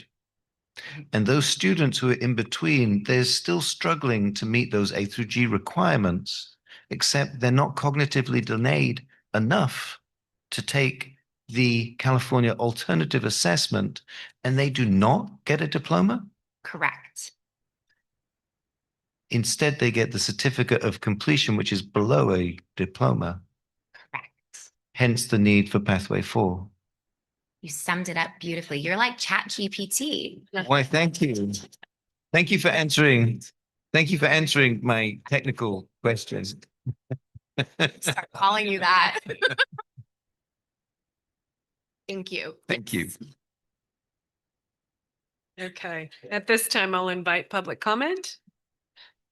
It's actually on the slide I need. So first, I want to make sure that y'all recognize how many people in this room were celebrating this lady and her team. That's massive. I've had nothing but great experiences in all of the dealings that I've had in that office as well. In fact, I'd really like to come back and just hang out. So Matt, you actually captured exactly what's on my notes here. So Path 2 is open to extensive needs. Path 3 is listed as moderate to extensive. The preference for Path 3 for moderate needs has always been a disservice. I hear from members in my community and members in our community that they feel like they've been misled about their moderate students receiving completion certificates when they should have been placed in Path 2. That here we have students who are already disadvantaged due to life that are now being handed what amounted to a participation trophy, hey, thanks for showing up, when they were only moderately impacted. Whereas because of the state mandate of 1%, now these students aren't allowed to pursue an alternative. The correction that I'm seeing here would solve so many of the pain points that parents experienced with the district in the previous administration and are hoping to correct with this administration and future administrations if we end up having to go that far, because it impacted them so severely that it eroded trust that their students who were already being impacted were being pushed towards this third pathway where that they don't get anything out of their time with us. So I'm already amazed that here we're having this discussion, and I'm hoping that the board sees the wisdom here and adopts this, because ultimately a participation trophy for some of these kids is doing them that massive disservice that will prevent them from being able to achieve the goals of college, career, and life ready, because they get held back because they're not allowed to proceed unless they go through a GED program that they may be able to qualify for. Thank you. Thank you, Eric. Is there any other public comment? How about Zoom, Brianna? No? Okay, public comment is closed. I will invite a motion. So move. I second. Okay, now I will invite discussion. We'll start with our student trustee. Yeah, I know just sitting here, at least for the time I have, 5 or 6 months, we've seen a lot of like a trend of students with disabilities being disadvantaged. And I think this is a great step, at least in the right path, in the right direction. So Thank you, support. Adriana. Rick, we'll start with you. Yes, thank you, the whole team. Yes, as you can tell from all the comments, that it's great. We appreciate it so much. We couldn't do without you. Thank you for writing it all and bring it to us. Thank you, Rick. Adriana. I am glad, Dan, you said when we talk about all students, means all. And this is an area that I've advocated for years, since day one that I've been involved with this district. For me, it's very important. We must provide opportunities and open doors for all of our students. And all of our students have capacity. All of our students are bright, brilliant, and they have the ability to reach their goals. And we as adults should be able to look at what's the best for them and bring in those opportunities. Allison and team, Kelly. Awesome. Thank you. Thank you for always thinking about our students who sometimes we tend to forget. But they are part of our district and we should always make sure that they're center as well. So thank you for all the work that you did to get this going. And I agree, you have all this team that is here with you celebrating. And I look forward to voting yes and adopting this. Thank you, Adriana. Martha? No, this is huge, Allison. Really appreciate this because you're right. You know, we've grown in bringing all our students back to our district from the Office of Education, but were we really set up for them? We've really been learning along the way.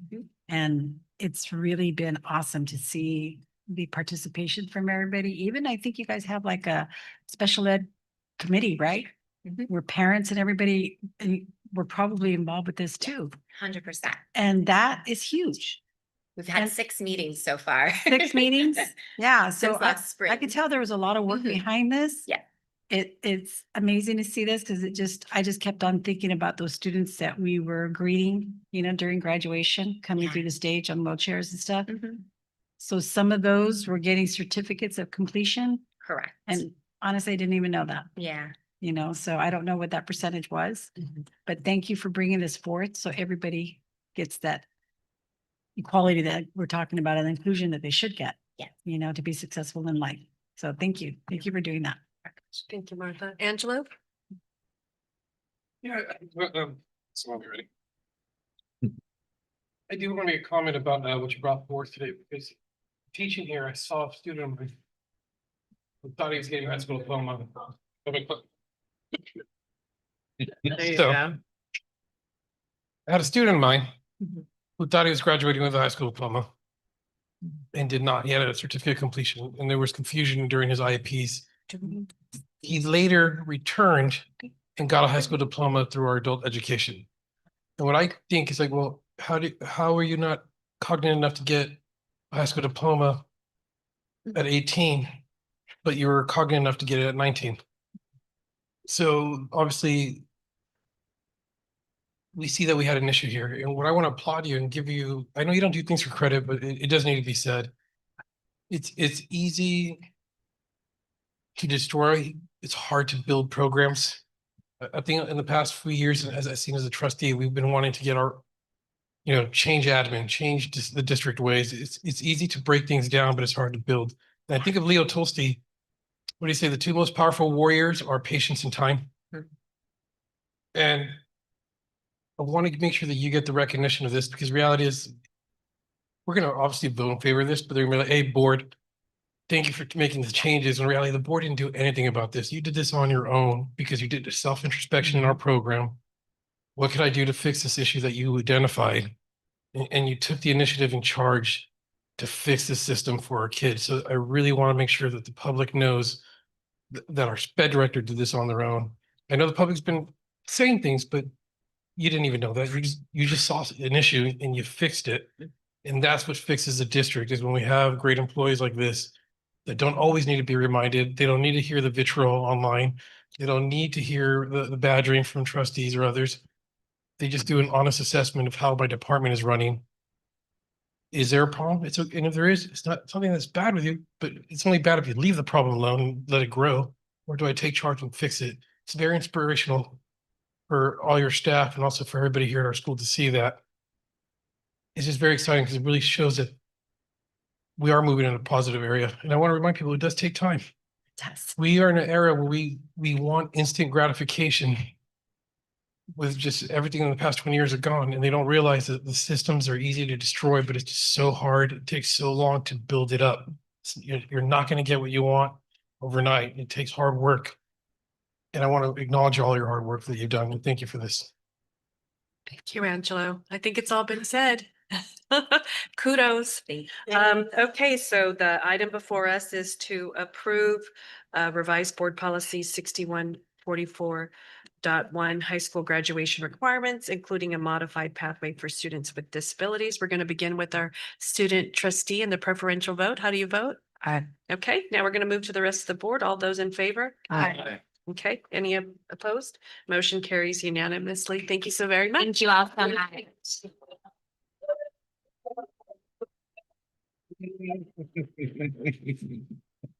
Wonderful. Okay, next we're going to move to our item that we moved from consent, which is to approve classified and certificated employment. We have an update to the attachment in the agenda. Please proceed, Curtis. Good evening, board, and I want to start with an apology that one of the attachments in the item number 2, the classified new hire list, was the wrong attachment, and it was pointed out by a few people, so thank you very much for catching that. I should have. So printed out before the board meeting started, therefore the public and on the dais for all the board members to go over is the correct attachment. Happy to answer any questions, and if you'd like, I can go through each of the, for the public, I can go through each of the positions as well. Yeah, would you read them out loud in case there's somebody Absolutely. in the public who don't have access to a copy? Does everybody have access to a copy? If not, please read it out. Oh, absolutely. There's about 25 copies on the Oh, there table is. there as well. Yes. Okay. But I'm happy to read these out. There's, I think, 8 or 9. So this will be very quick. We have hired or offering employment to 4 child development assistants, one at Castroville Elementary, Central Bay, Castroville Elementary, and Castroville Elementary. Their names are Tony Rodriguez, Miriam Rodriguez, Destiny Garcia, and Graciela Nunez. We have a cook at the high school, a new cook. That's Guadalupe Robles. We have Prunedale Elementary custodian, Jose Jaramillo. And we have a North Monterey County Middle School EL support assistant, the ELSAs, and that is Ashley Duran Castaneda. And then we have 2 transfers from one position to another. We have Gabriela Sanchez Jimenez transferring from admin assistant 1 to admin assistant 3 at North Monterey County High School. That was an open position, and she got the promotion. We also have a cook at North Monterey High School that transferred into a child nutrition assistant 3 at the middle school, and that is Cynthia Roscoe. Thank you, Curtis. Absolutely. Next, we're going to move to technical questions. We'll begin with our student. No questions. Okay, Angelo? Martha? No. Brianna? No. Rick? Okay. Next, I will open it up for public comment. Is there any public comment in the boardroom? Is there any public comment on Zoom? Okay, seeing none, we are closing public comment. Now I will invite a motion. I will. Second. Okay, this motion is to approve classified and certificated employment. I will open it up for discussion. We will start with our student board member. Sounds great. No? Thanks. Okay, any discussion? Rick? No. Adriana? No. Martha? No. Angela? Nothing. Okay, I have no discussion item either, so we will begin with voting, and we will start with you, our preferential vote. Aye.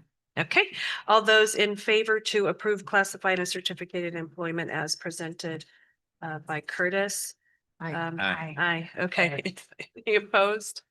Nope, okay, motion carries unanimously. Very much. And again, I apologize for the error. Thank you. Okay, we're going to move on to our next item that we moved from the cassette agenda, which is approved professional services contract with DCA Architects for Permanent Wellness Center at North Monterey County High School. Who will be speaking on this? So I will speak about this.